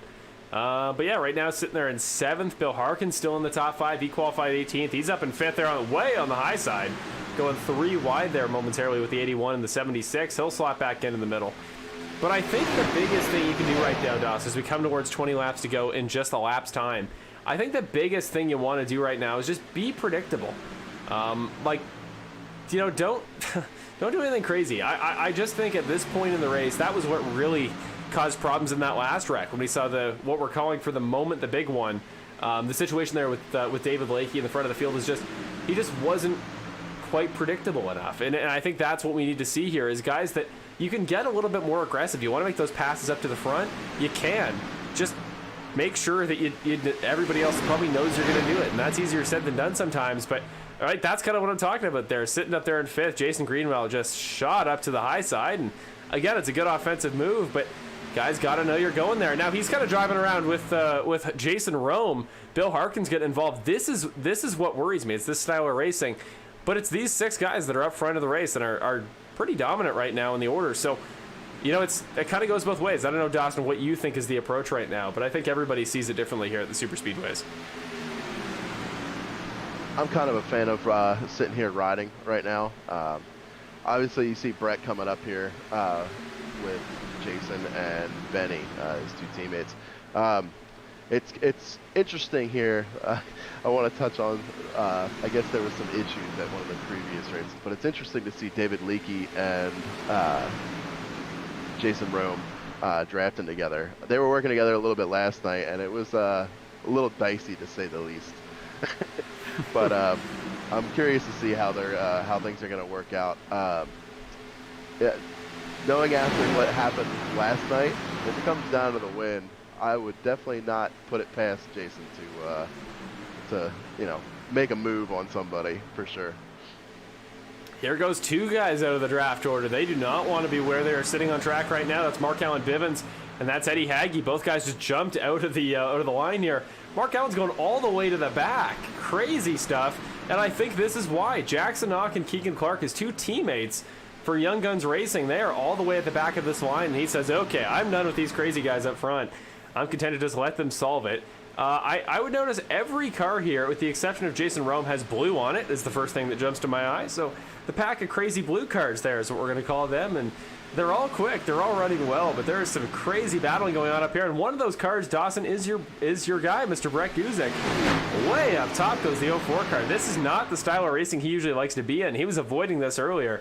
Would you be at all surprised to see him just dive out of this pack the same way those 2 other guys just did, if this is going to be the style of racing we see? Yeah, we got 17 laps to go here. I think he's kind of trying to figure out what he needs to do as far as getting runs and working with his teammates here to get up to the front. Obviously, you saw it right there. He got up there really quick. and that just goes to show, you know, he kind of. I've known Brett for obviously all my life, and he's a smart driver. And it was it. He, I don't like to you know, put him on the spotlight and everything like that too much, because, you know, try to be get some parity here. But with Brett being my brother and everything like that, he's a very smart driver. He knows what he needs to do. I think he's just kind of riding around and staying out of the thick of things. He wanted to get up there, probably try some things out, and then you know, hang back and, you know, try to make some moves later on. Now the order is going to be Bill Harkins and the 2 Rollcraft cars now going to go side by side, the 5 and the 11. Whoa, we're 4 wide here coming off for turn number 4. Looked like nobody decided to push David Lakey. They're all going to go right around him, and David Lakey just gets swallowed up by the 5 and the 11, the 2 teammates. And now to the front goes Jason Rome out of nowhere, getting pushed by the damaged 92 at Tony Hilbrand's. Crazy race so far. And we're now going to go to a guy that has joined us up here in the broadcast booth that was experiencing that crazy race a couple laps ago. Maybe can tell us what happened, because tonight would have been a big night for the regular season championship point situation for him, and did not turn out the way he was hoping. Mr. Benjamin Lacey, do you got us in the broadcast booth? Yeah, I got you. Hey, Benjamin. Well, good to see you joining us here, and just crazy night overall. I'm sure you know that better than anybody. Just what was it that was your issue there? I know you said you had some, I think, tech problems, and yeah, what's going on down there? What's the story here tonight at Talladega? Yeah, first of all, I had a bit of a internet update or something, I guess. Provider decided my time was up, so I guess there it goes with that. But you know, it was actually kind of a chill race when I was involved. You know, I ended up dropping out before that big wreck happened, and I actually missed it, so I'm not even sure what happened there. But yeah, this race has been it's been interesting. A lot of up and downs. You know, we got some guys running up front that usually may not be that far up in the front, which is really cool to see. You know, guys getting a lot of exposure up there. You know, guys like David Lakey running up front there. You know, we had Eddie running up front for a little bit too, so it's cool. And I'm gonna say right now, I think we're gonna get a first-time winner tonight. You know, that's my call.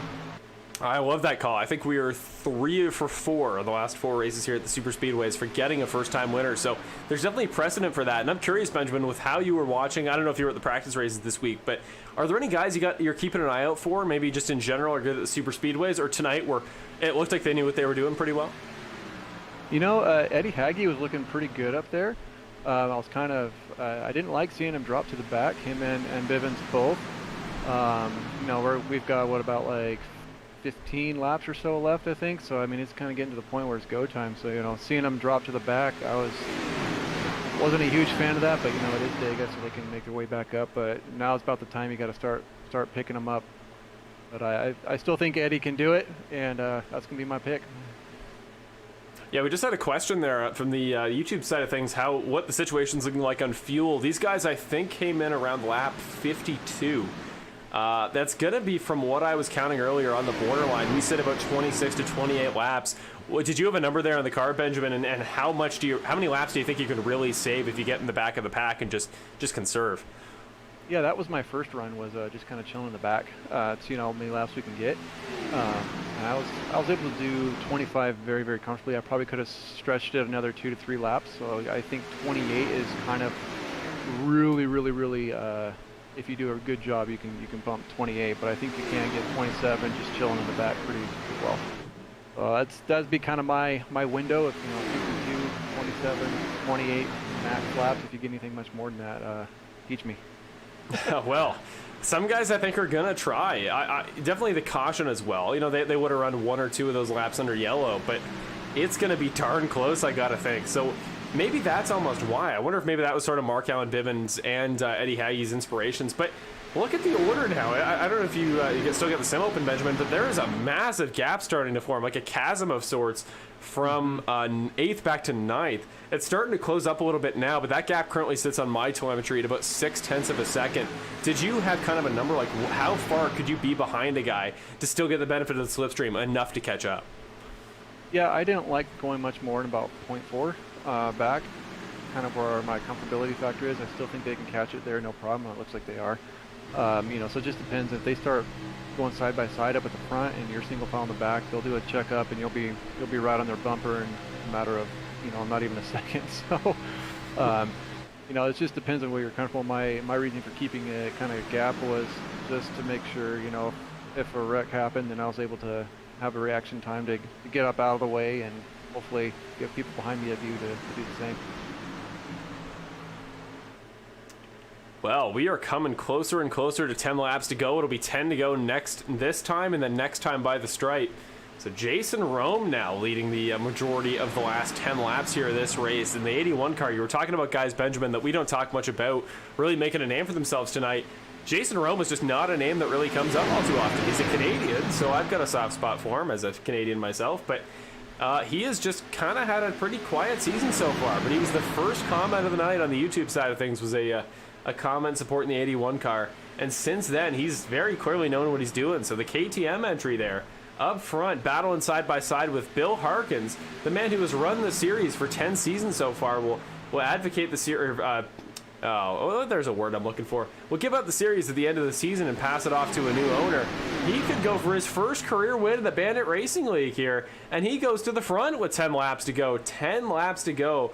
I mean, like Dawson, just think, in his last season in the series as a series owner, I don't know about a driver, I don't know if he's planning to come back in the future, but what do you think it would mean to the series founder to get a win here in his last season running it?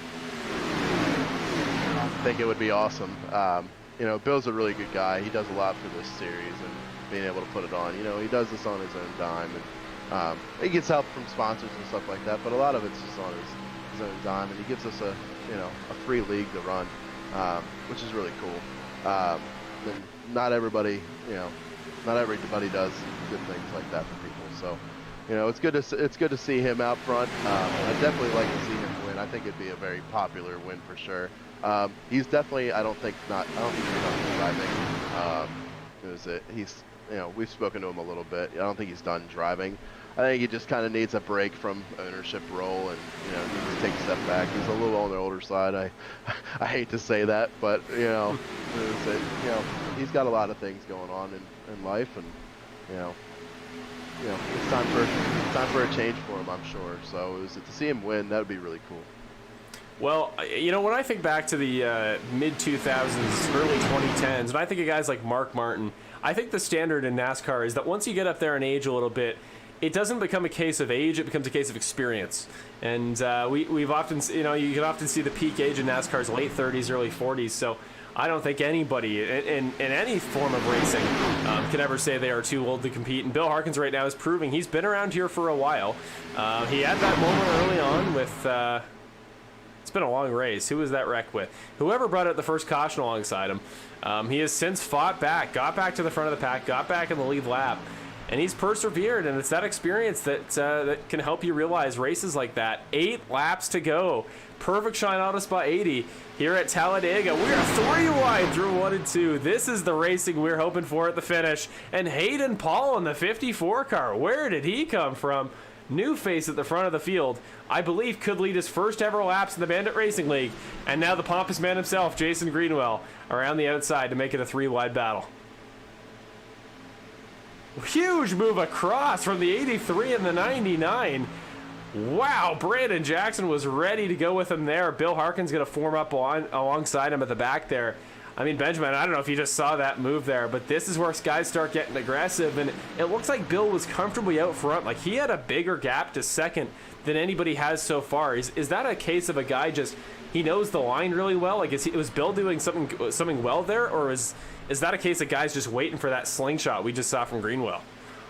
Yeah, that's just they had some momentum. I saw that one building for a while. Brandon was just coming up the high side. On the sim, I heard him saying, excuse me, coming through.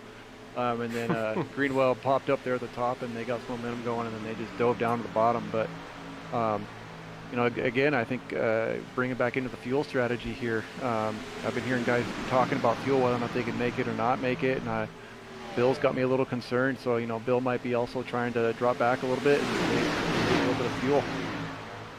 You know, only Brandon Jackson would say, you know, excuse me, coming through like a Canadian at a supermarket. I swear he's an honorary Canadian sometimes, but Brandon Jackson does work his way up here into second, and now we're coming to 6 laps to go. We're running out of time here at Talladega, and there's a lap car up front.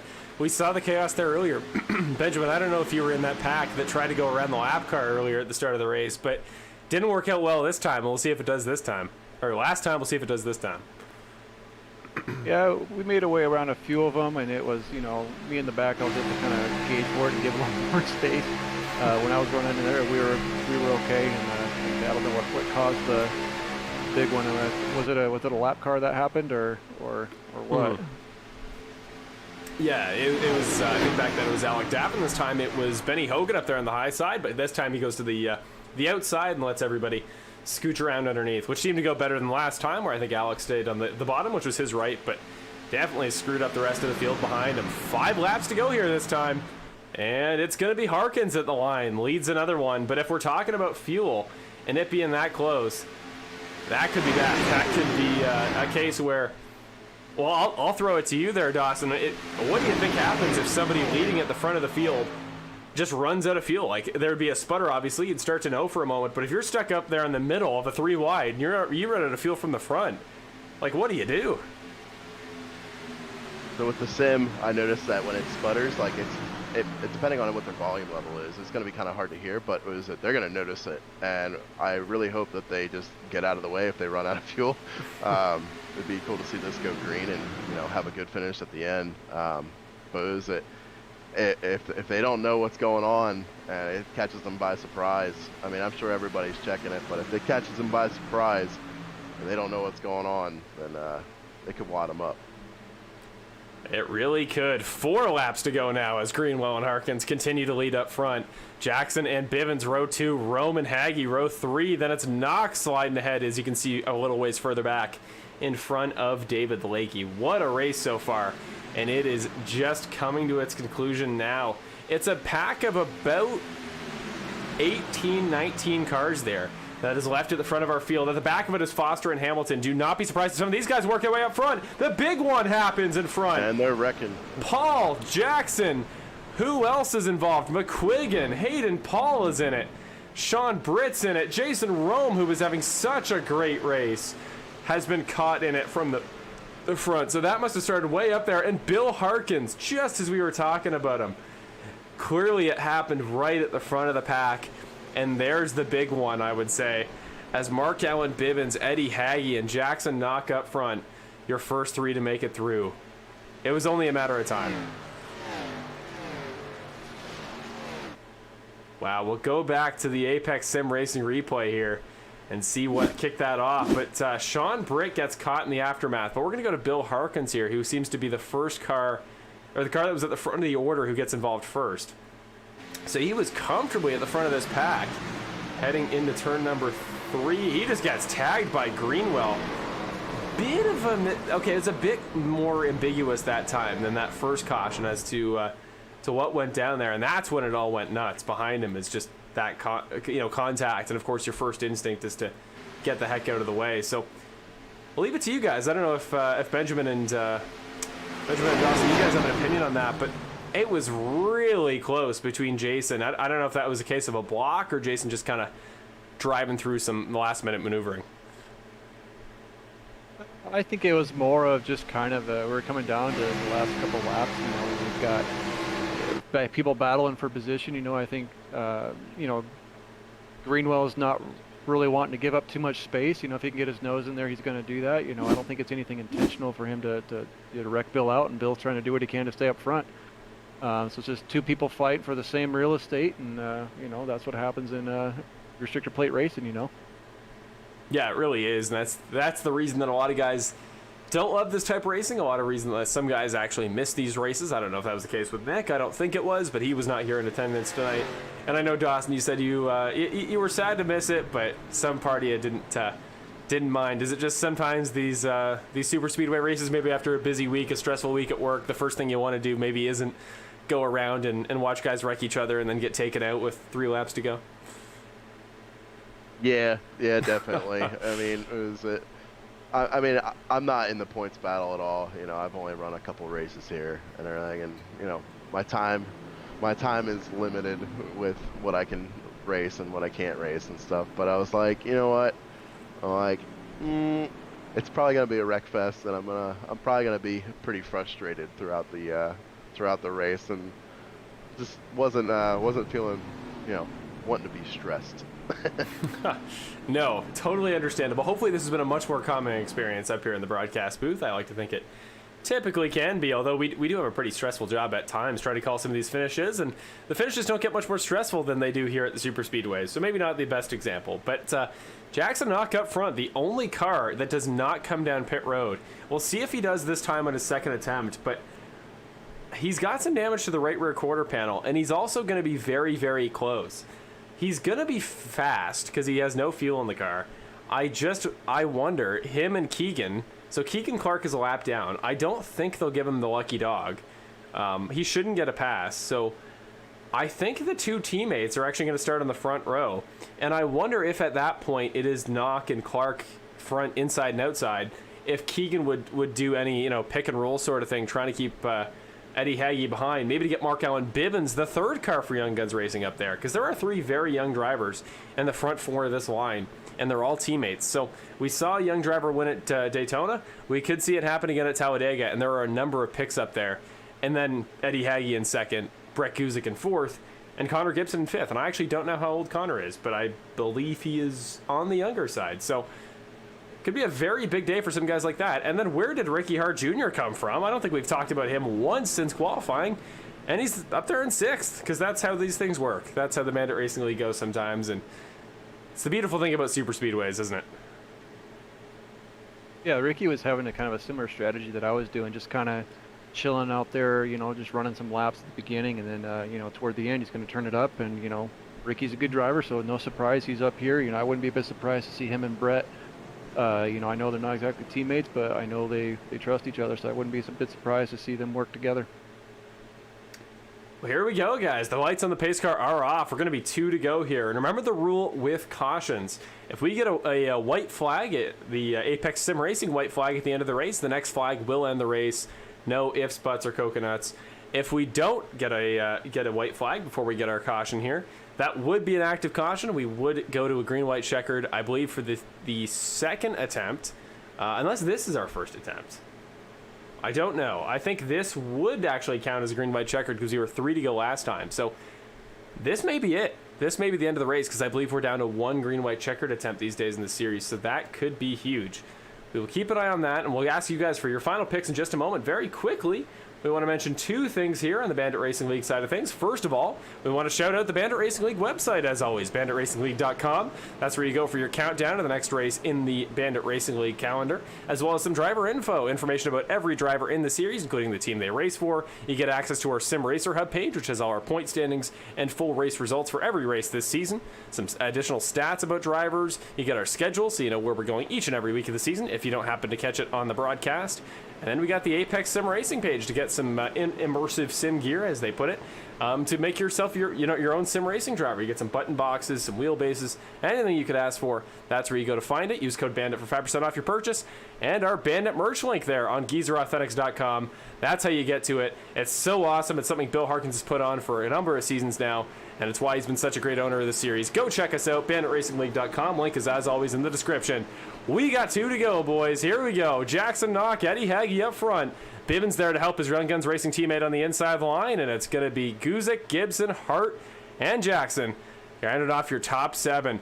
Very quickly, guys, I'll go to you first, Benjamin. Who's your pick for the win? I'm still picking Eddie Hagge. I think he's the guy. He was good at Daytona earlier this year, and it seems like every restrictor plate race, he's always been up and around. So that's who I'm going with, is Eddie Hagge. He's right there in third. I think he's a great shout. And who are you going with, Dawson? I'm going to have to go with my brother. It's kind of a bias, but I'm going to have to pick my brother on this one. It was him and Eddie, our teammates there. Ricky Hart pushing him. I like Ricky back there. I think this could be a good night for him if he gets a good run. We see him go outside there with Connor Gibson. Or it looks like his teammate, Foster. Here we go. We're coming to 1 lap to go. It's going to get nuts here, folks, so buckle in. Doesn't look like we're going to get a caution, so this will be green to the finish. It's Haggy and Hart now on the front row. Ricky Hart Jr. making some moves here late. Going to lead the last lap of the race before the white flag. White flag coming out now, courtesy of Apex Sim Racing. Who will win at Talladega? Here comes Kevin Foster, the race sponsor for GFR Racing. He's turned, though, right in front of his teammate. Eddie Haggy also gets tagged. So those two go around. Foster sliding through. Up front, it is Ricky Hart Jr. unopposed, but Bivens is going to have a massive run. So it's Hart, Bivens, and Jackson your top three. Could Brandon Jackson go 2 in a row? Could Mark Alan Bivens get his second win at a super speedway and his second of his career? He's all over the shop trying to get by. Could he put the bumper to Ricky Hart Jr.? And don't forget, Ricky's been looking for a win here for over a season and a half. Has not scored a win in GFR Racing. Did nothing all night and could come away with some incredible moves that give him the win. Now Bivens gonna peek out. He's going for his move for the win. Lakey spins further back. Jackson below the line, halfway below with 3 wide. Guzik forcing himself 4 wide. Who's it gonna be? Brett Guzik out of nowhere goes 4 wide in the tri-oval and wins it at Talladega Super Speedway. What a finish! And Dawson calls it right on the nose. Brett picks the perfect moment and robs Ricky Hart Jr. and Mark Alan Bivens, both of whom finish on the podium. But what a move. Absolutely robbed him. Yeah, Brett got a massive run. Yeah. Yeah, he got linked up there with Curtis Yancey and Jason Greenwell, and they just started freight training. What a finish there. Yeah, Curtis Yancey also out of nowhere. He'll come home for 4th. Top 5 rounded off by Brandon Jackson, who was right there at the end. Heartbreak for guys like Kevin Foster there, who wrecked at the end. Eddie Haggy came very close. Tony Hilbrand's wrecked one more time there towards the end of the race. Christopher Hamilton quietly moves up there into 6th. Jason Greenwell in 7th. That's big for Jason Greenwell's playoff chances. Same with Bivens to get a 2nd there. That is huge for him. That'll put him comfortably above the cutoffs. Those guys that were below it, it's not what they wanted to see. And Benny Hogan in particular, going to lose out even despite a good 12th pace performance. But this is all about Brett Guzik there. Picked his moment and absolutely nailed it. Incredible job. I think I need to be in the booth more often. Clearly. It was that he finished 2nd at Watkins Glen, and then it was that now a win here. That's pretty cool. Here we go. Trying to find a better angle here for Brett just to give him his time. There we go. There's the 04 car. Race winner at Talladega. What a job there for him. And way to capitalize on your rival not showing up. Because Brett, with 41 points down to Nick before tonight's race, goes out and wins the one he misses. The battle for the regular season championship is going to come down to Chicagoland. And that is Brett, I believe, 3rd win of the season. Now Mark Alan Bivens going to come over to congratulate him. He came darn close to his 2nd win of the season, 2nd of the super speedway. So total props to him. But let's go straight into it. We got time for the interviews here. So that's where we go to our race winner. I'll throw it to you, Benjamin. Are you going to stick around for the interviews? Sure. Why not? Sounds good. We'll make it a party, and then post-race we'll debrief with all you guys. Mark Alan Bivens just going to tuck right up in front of him. But let's get your interview here ready with Mr. Brett Guzik. And I'll throw it to you, Dawson. What do you think this means? Going to go in dead even into Chicagoland. Is that a track, knowing Brett and knowing what he's talked about, that you think he could have a pretty good shot to give Nick a run for that regular season title? Yeah, for sure. Chicagoland's definitely like a momentum-based track. There's a lot of direction on the front stretch and on the back stretch. The corners, you just got to keep them smooth and you know save your tires as well. I think that's going to be a big factor next week. I definitely think it's going to definitely come down to the big 3: Brett, you, Benjamin, and Nick. I think it's going to be a pretty good race. I think you were absolutely right, and that reason that it is going to be that close is because of this guy, Brett Guzik. Let's bring him in the broadcast booth here and get to your race winner. I'm sure that he's got to have some feelings swelling up right now after the way that race ended. Let's find Brett Guzik. Hey, Brett, it is Marshall and Dawson and Benjamin up in the broadcast booth. You got a copy? Gotcha. Brett, just absolutely stellar job there at the end. You timed that picture perfectly. Just talk us through that last lap. We'll find a replay of that move there, but just walk us through what is the craziest finish we've seen at a super speedway this year. Well, in the beginning there, I was just trying to stay out of trouble, and for the most part I did. A few other people got in some incidents, some people disconnected, some people just got a little bit too bashful early on, and I was just trying to make it to the end. And the last stint, if it went green, we were just trying to save enough fuel to go all the way on fuel, but that didn't happen, so we came down for that last 2 laps. And I don't know exactly what happened coming to the line at the white, but all I knew is I just had to stand in it, like no matter what was happening. And came back up on the track, and I didn't have any momentum, sitting in 4th gear, and it was just very slow. And the guys were driving away in front of me, and I was just trying to see if anybody would work with me right before the backstretch. And I think Hamilton pulled to the inside of me and just tried to go around me, and then what I really had to do is just throw it up in front of somebody. And just so happened that Curtis, I think it was Curtis, I'm not really sure actually, I just threw it up in the middle lane, and they decided to push me all the way to the front stretch. And it was about going into 3 when I realized it was going to be very, very close, and I knew that they were going to fan out there at the end. And I saw that they went 3 wide, and I knew that I wasn't going to lift, and I just gonna realistically just throw it between a few cars and hope that I didn't get hit too much on the way by, and that's exactly what happened. Yeah, it is exactly. And we were watching that finish there, watching the replay. You absolutely threaded the needle between 3 guys, put it 4 wide, and the guys below you just absolutely took each other out. They didn't know how to deal with it. So that was textbook. That was exactly how you treat this race, Brett. You were on pole. You led the start, the end, and in the inside there, the middle there, you just dropped to the back. And Dawson was talking about it. He was talking about all race about how that was going to be the game plan. You're going to be you're going to conserve. And what just does it get better than this? Is this kind of the textbook race you look forward to super speedway? Getting the start, getting on pole, you control the race, and then did you feel more comfortable staying out front there, or in that middle stint when you were just chilling at the back and waiting? Didn't really feel good anywhere, honestly.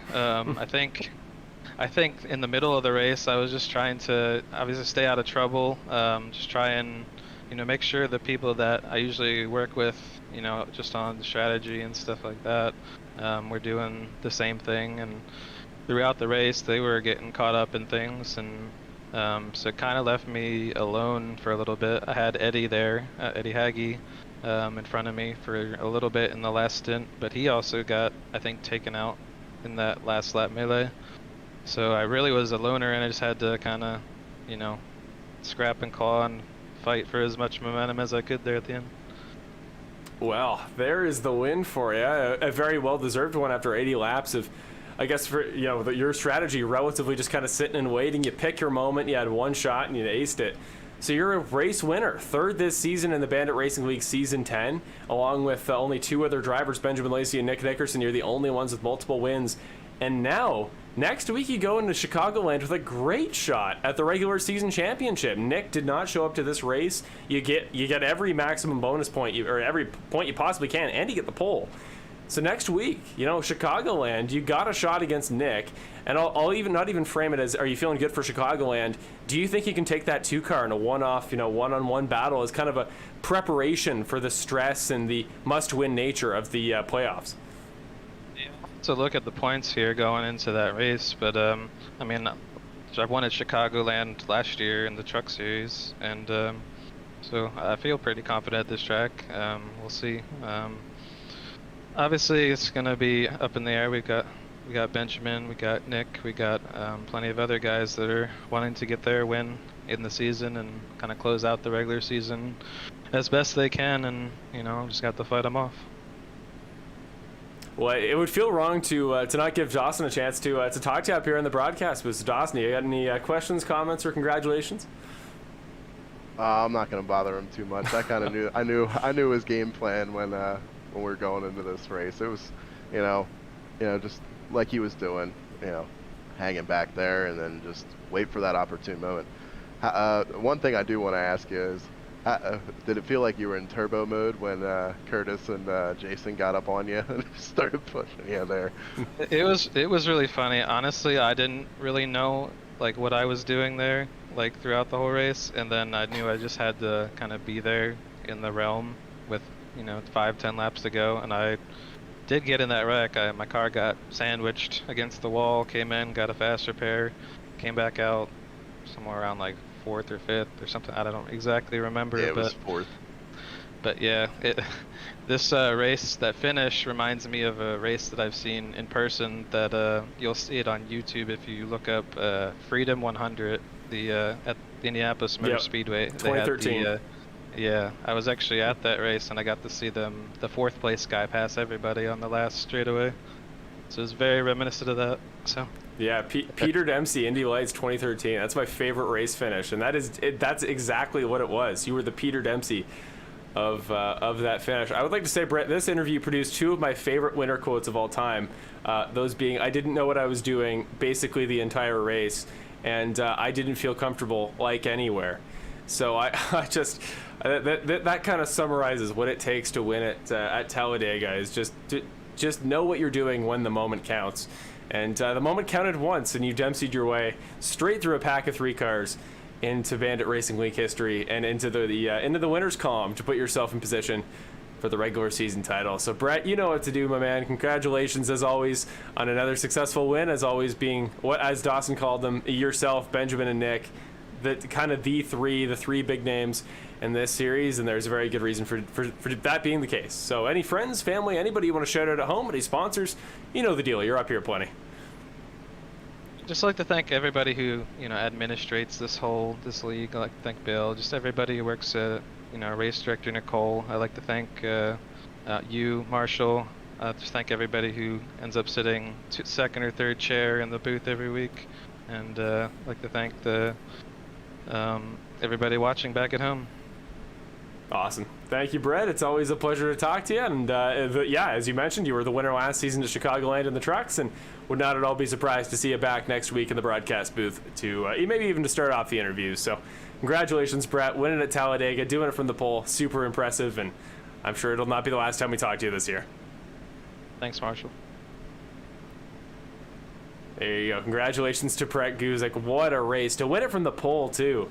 And the ironic part is that not only did the winner win from the pole, but your driver who finishes in second, Mark Alan Bivens, started alongside him on the front row. What a crazy race today as far as the super speedway is considered. We spent the entire time... Oh, and the feed has just messed up. We don't get this happening too often, but it just happens when my Skype decides to feed over into this camera. So we're just going to switch it for a moment. I'll get it fixed as we talk to your next driver here in the broadcast booth, and it's going to be Mark Alan Bivens, the guy who came so close to taking his second win of the season, not only his second win of his career, but the second win of the season at a super speedway. And that would have been an incredible honor to win 2 of those in 1 year. But it's going to have to wait 1 more season. But the way Mark Allen's been driving these last couple years in the Bandit Racing League, I would not be surprised at all.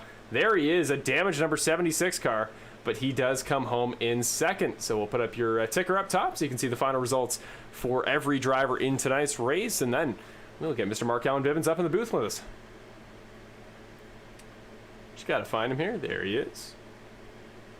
Hey, Mark. Oh, hey, Mark Alan. It is Marshall, Dawson, and Benjamin up in the broadcast booth. You got a copy? Gotcha.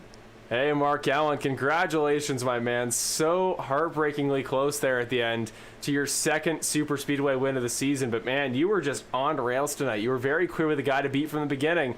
And in the end there, you just come up a little bit short. Talk us through that run to the line. And as kind of the guy in a defensive position there on that last lap, once you caught Ricky, what was the game plan for you? Oh, when we took the last lap, it was just like everybody was just jumbled up. I was just trying to survive, and then they all decided that they were going to jumble it up and wreck each other. So that put me, Ricky, and Brandon right there. And I didn't realize that those guys behind had so much of a run. And I was going to make the move on Ricky down the backstretch. And when I saw Brandon going, I was just like, I need to stay behind Ricky. I don't want to make the move too early, and then because that had happened earlier in the race. I made the move too early on Eddie, and then I got pushed back. But tried to block Brandon, then Ricky tried to block me. Brandon went to the inside, and then Brett had an amazing run. I don't know how he pulled that off, and then they wrecked and came P2. So Yeah.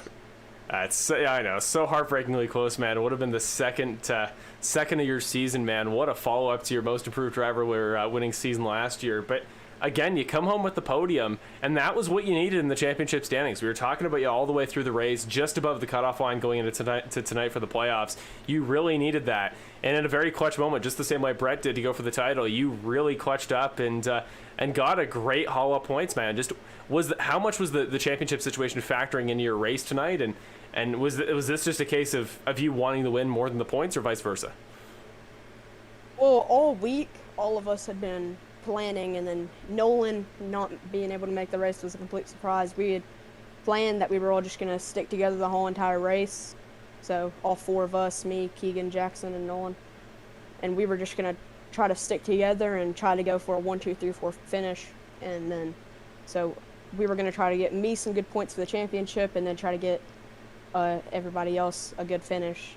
But yeah, so then, I mean, all week we had been planning about the championship, and through those final couple laps, I really wasn't worried about that. I was worried about the win.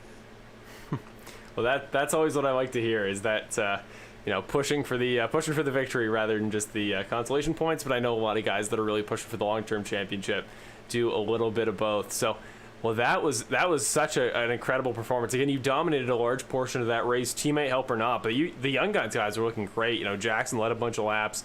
Keegan was up there all race. So, you guys have always seemed to be pretty good at the super speedways. And the start of the year at Daytona, you guys almost did what you talked about. You came very close to a 1, 2, 3, 4. I think Nolan was very close most of the race there. So, what is it about you and the young guns, guys? Do you guys particularly like the super speedways? Do you guys put in some extra prep, or do you just think you guys are a little bit more coordinated than a lot of other guys on this in this series?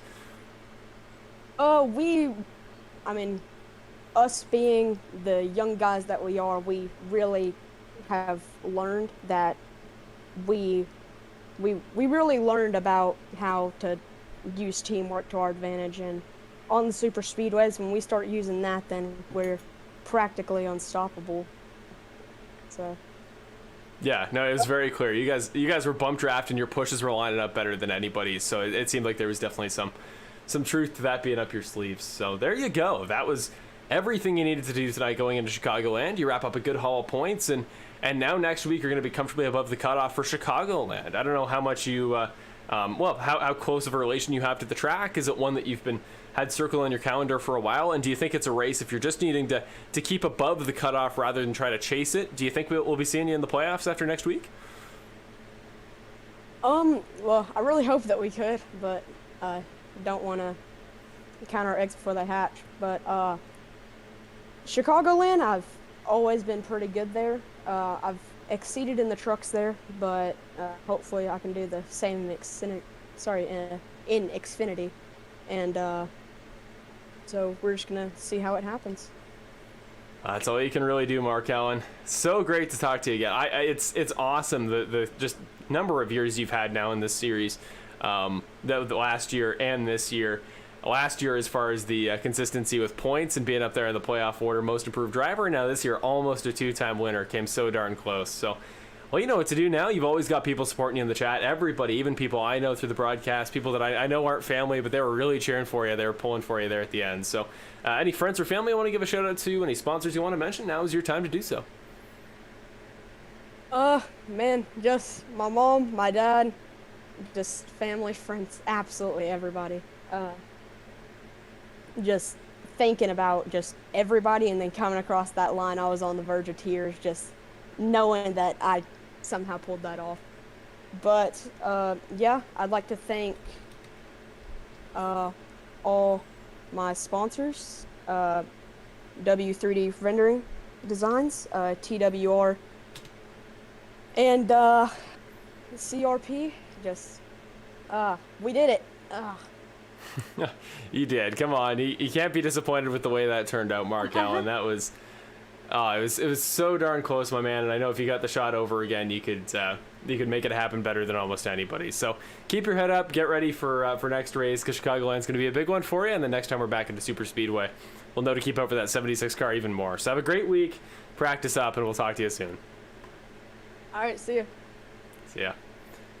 So there you go, Mark Alan Bivens, driver of the number 76. Again, one of the most promising young drivers I think we've ever had in the Bandit Racing League, and certainly having a year for himself in his follow-up to his most improved driver winning season. With that, now to your final interview of the night with the driver of the number, not the 76, driver of the number 1 for Ricky Hart Jr. and GFR Racing Motorsports. So darn close. He wasn't even at his chair until seconds ago, so he timed that very well to come back, and now we're ready for his interview. Gonna be heartbroken same way, but that's just the nature of these races at the Super Speedway. Hey, Ricky Hart, it is Marshall, Dawson, and Benjamin up in the broadcast booth. You got a copy? I got you. What's up, guys? Hey, Ricky, man, that was so darn close. A Ricky winning at Talladega just would have felt right, but gosh darn it, man. Heartbreakingly close. You led as much of that last lap as you possibly can at Dega, but got you by an inch. What are you feeling? What was that last lap like for you, leading from the lead? A lot of blocking. Just tried to channel my inner Joey Logano, and I was like, oh, I'm going right, I'm going left. They started coming out of everywhere. I thought I had it there, and then I saw Brett coming through with a head of steam, and I'm like, whoa. And all I tried to do was position my car, I ain't even gonna lie, right in front of his. So I was like, if you want to come through, you're gonna have to hit me. But he tapped, looked like Mark Allen just a little bit. Scooted him out of the way, so got up next to him, and then when Curtis was right behind him, same thing, kind of positioned my car right behind him to put the block on him, and then that threw me up into Brett's door, and then yeah, I don't know, that's Dega, you know what I mean? That's plate racing. You win some, you lose some, and then that happens. Crazy stuff. Yeah. No, unfortunately so. It's heartbreaking, Ricky, especially that last lap. We were talking about all race. You just, I don't mean this offensively at all. In fact, if anything, it's how you have to race at Talladega. But you just were nowhere. Like we didn't see you really at all. We were trying to find you. I was trying to find moments to talk about you. It's just you always seem to be kind of that mid-pack, like 10 to 15 range, and it was the perfect spot. You didn't really get involved in anything.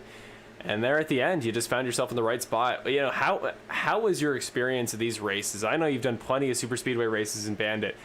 What have you learned? What are the main takeaways that you had coming in? And did this race play it basically the way you wanted it until that final straightaway? Yeah, it was playing the way I wanted it to up until going into turn 1, actually, because going into it, you know, we had the team mentality, and we were trying to get Kevin up there for as many points as he could get, and you know, that was playing well. We got up to the front. It was, you know, him and I 1-2, and we had a couple people to our inside. And I was like, all right, this is awesome. And then he started saying, like, hey, get down to the white line, get down to the white line. And as soon as I moved, I saw him spin, and everybody started spinning behind me. And I was like, okay, like, damn, now I just gotta go. But yeah, everything was working out. And then, you know, Deg is gonna do what it does. Yeah, so, I mean, I'm not that upset about it. Like, it's Talladega. I go into these races, I know that there's going to be wrecks. You know, everybody, they tend to start pushing and everything at the weirdest little points. Everybody, I guess, just gets a little like, all right, I'm bored, I want to get up there. And I even, you know, was doing that. I'm sitting in the back, I'm 3/4 throttle, and then all of a sudden I'm like, let me go up there and see what it's all. No, I don't want to be up there. And then kind of drift back again. So. Seems to be working out. I'm making my way up to the front there towards the end. So I just gotta, you know, get everything to come along. You're one day. You're in a great run of form, Ricky. Like, this has been so many podiums, so many top fives these last couple weeks. It's just been a great run for you as of late. You're really comfortably above the playoff cutoff. I think you're going to be in conversation for top 4, top 5 at the end of the year, the regular season, I should say. So now we focus to the playoffs, man, and it's not unfamiliar to see Ricky Hart in the playoffs. I think you've been here each year I've ever been in the Bandit Racing League, comfortably so. So this is the part of the year where I think it becomes crunch time for you. I know you've probably had your eye on this 5-race stint more than the rest of the year. So as you approach it, you know you got guys like Nick, you know you got guys like Brett. We've got Benjamin in the booth with us right now. So some really good names that you've got to beat there in the championship. Is the run of form to keep doing what you're doing, keep taking these top fives? Because you seem to have found kind of a rhythm there to get good points. Or do you think that desire for that win it's been cooking? It looked like today might be the day for Cody for a while. It wasn't. Is it the same situation for you? Is the win coming first? Or are you content to do what you're doing if it means you get a title? I mean, if I get the title, yeah, I'm content doing what I'm doing. But no, I want the win. I think about the win every time we're going into these races. You know, I'd like to get that notch on my belt and get the win. I just, you know, that's what you're always going for. But then I started thinking today, I'm like, you know, if I can get all the way up there to the final race and be in a position without winning the race, I'll take it. I'm happy with that. The title's the most important thing. It's always been the most important for me. You know, that championship at the end of the season. And, you know, I've always raced. You know, I'm not full speed all the time. I'm not the best qualifier. I'm just a patient racer. That's the way I drive. So if I can get up there to the front doing what I've always done, and I can get there at the end, then yeah, I'm all about it. There's something fitting about the Martin Truex Jr. t-shirt, because that's exactly the way I'm a Martin Truex Jr. fan. That's exactly the way that he's tended to race in his most successful years, and that's exactly the start of season we're seeing from you right now, Ricky, with very similar success that he's had in the last couple seasons. So, well, that was as everything he could do. Mark Allen was disappointed too, and it's got to be the way you feel. But Ricky, you got to keep your head up, man, because you did everything you could, and you were half a car with somebody going up there to block Brett from it ending very differently, but. Yeah, it's heartbreaking, man, but you did what you got to do, and that time is coming, that win is coming, and even 6 races left in the season, the way you're driving right now, I think that's plenty. So you know what to do. You know the deal, Ricky. Yeah, if you got any final thoughts, or you got any friends or family you want to shout out, or any sponsors, now's your time. You know the deal. Yeah, I just want to say these last 6 races that are coming up, I mean, I'm looking at the schedule right now. They're all pretty strong, couple mile and a halves in there. I've been good there. Shout outs, I'm just gonna, you know, shout out to my team. They were looking out for me all race long. It was team orders, you know, all the way. I really like that. And then, you know, you guys, the league, just everybody watching at home, you know. Awesome.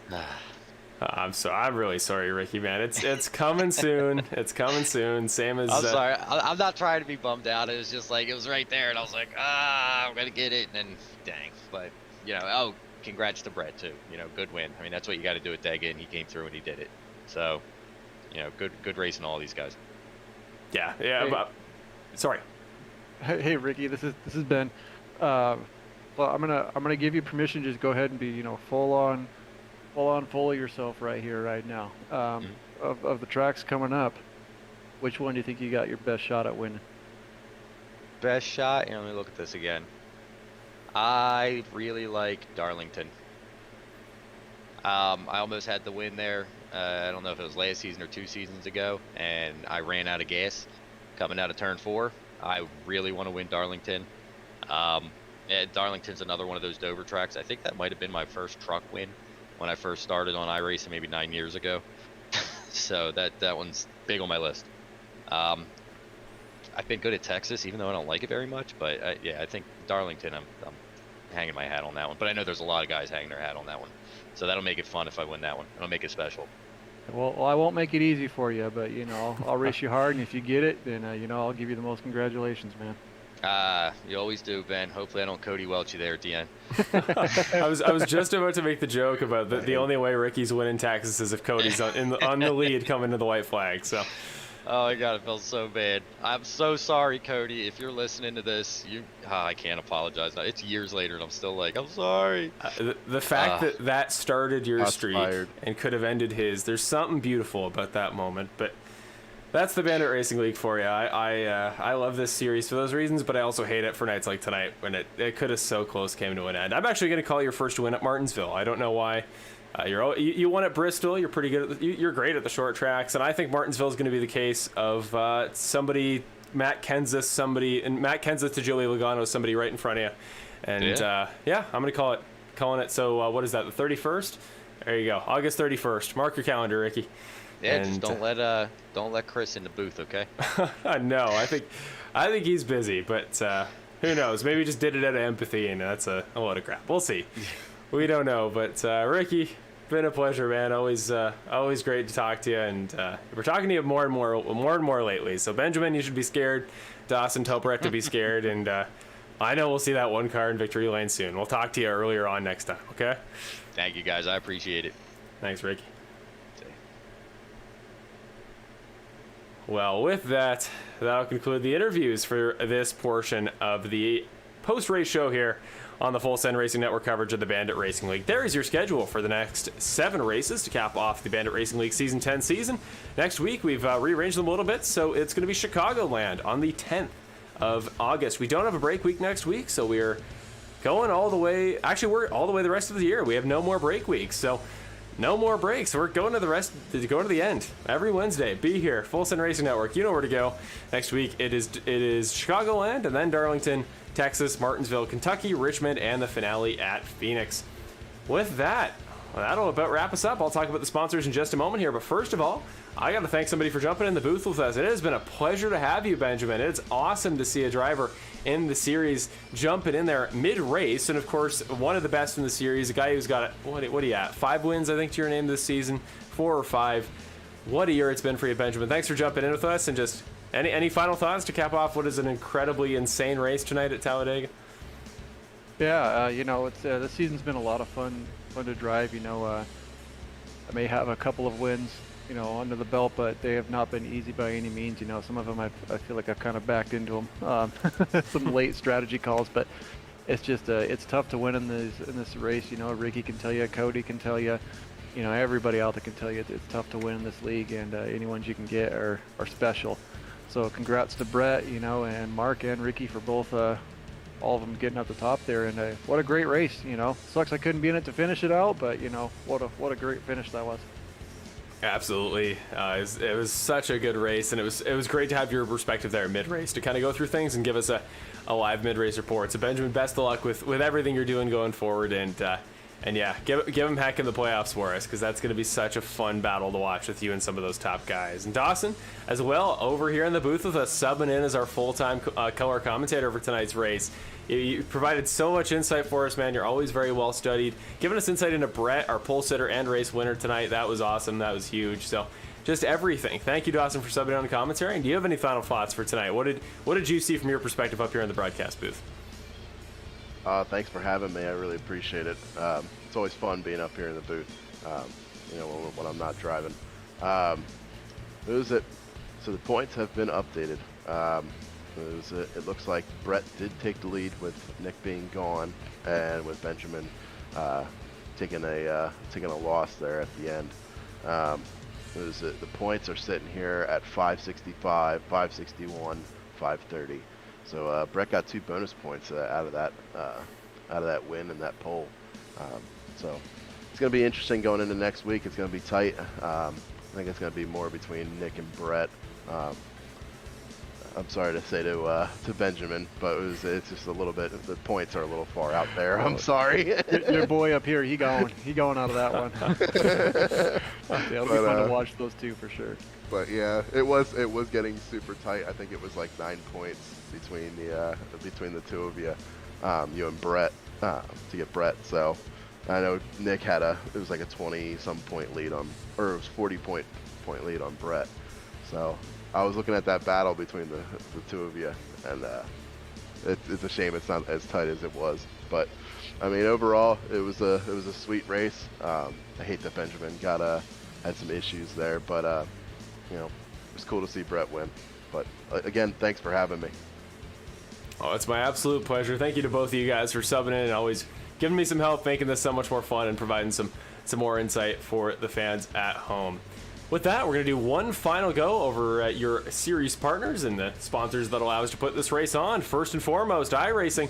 That's the sim that allows us to do what we do here on the Full Send Racing Network coverage of the Bandit Racing League. The Geezer Authentics brand, which is our merch brand here on the in the Bandit Racing League, I should say, courtesy of Bill Harkins, who almost won tonight's race. So thank you to Bill for everything he does there, and that is your source for all things Bandit Racing League merch. You want shirts, sweaters, drinkware. I always try to remember and then I forget. There are so many things that I couldn't list them off at once. I promise you there is something there for your favorite driver. There's stuff for teams, Young Guns Racing, GFR Racing, stuff for drivers like Kevin Foster, Cody Welch, Nick Nickerson, Benny Hogan. There's Rollcraft merch for Benny Hogan and Bill Harkins. There's everything on there, so go check it out. That is where you go to support your favorite driver or the series in general and get some generalized Bandit Racing League merchandise. Other than that, we go to Apex Sim Racing, your support sponsor for the... It's been a long broadcast, everybody. It's this is sponsor of both the white flag and the replays here on the broadcast. Well, Apex Sim Racing is your place to go for all things sim racing merchandise, as far as actual sim racing gear, so you can be a driver here on iRacing like us to join the Bandit Racing League or race any sim of your choice, from button boxes to steering wheel bases to pedals to everything. Apex Sim Racing is a great place to go for your stuff you need to get to doing what we're doing. You can find it in the link in the description below at apexsimracing.com. Remember to use code BANDIT for 5% off your purchase. That's code BANDIT for 5% off at apexsimracing.com. And of course, Perfect Shine Auto Spa, sponsored by Kevin Foster, tonight's race sponsor for the Perfect Shine Auto Spa 80 at Talladega. Get a chance to check out all their services at their website, perfectshineautospa.com, as always linked in the description down below. Track Cams are Gourmets. They are the custom track cam sponsor that allows for great panning shots like this one in the background, or all these fun dynamic cameras you get to see to hopefully enhance the action from what we've had in past years. Track Cams are Gourmets are the ones who provide us that. The link to their stuff is in the description, and that way you can go check them out for either personal use, or if you can negotiate, you can get it for broadcast use.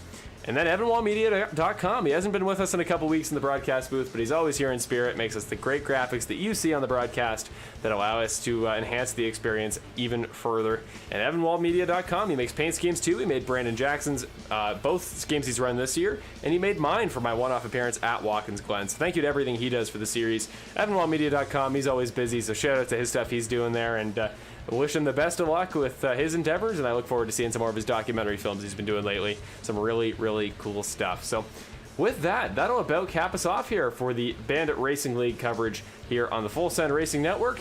And on behalf of Perfect Shine Auto Spa, I should say, thank you for so much for watching tonight. Each and every one of you watching at home, you guys make this possible. You're the reason we do this every week, and there was such a great turnout tonight. There always is at the super speedways, but you guys are stellar. You guys are the reason that I am so excited to do this every week, and just I wish you guys the very best. I hope you guys are well, and I hope everything is going well as the summer comes to a close. So we're back next week on Wednesday. You guys know the place to be. Full Send Racing Network at 9 p.m. Eastern. Tune in for the next race at Chicagoland next week as we round off the regular season. Who will make the playoffs? That is your chance to find out. Well, for myself, Dawson Guzik, and Benjamin Lacey, I am Marshall Crocker Jr. signing off for the Geezer Authentics Xfinity Series, the 15th round of the Bandit Racing League at Talladega for the Perfect Shine Auto Spa 80. I am Marshall Crocker signing off, and we will see you all next week.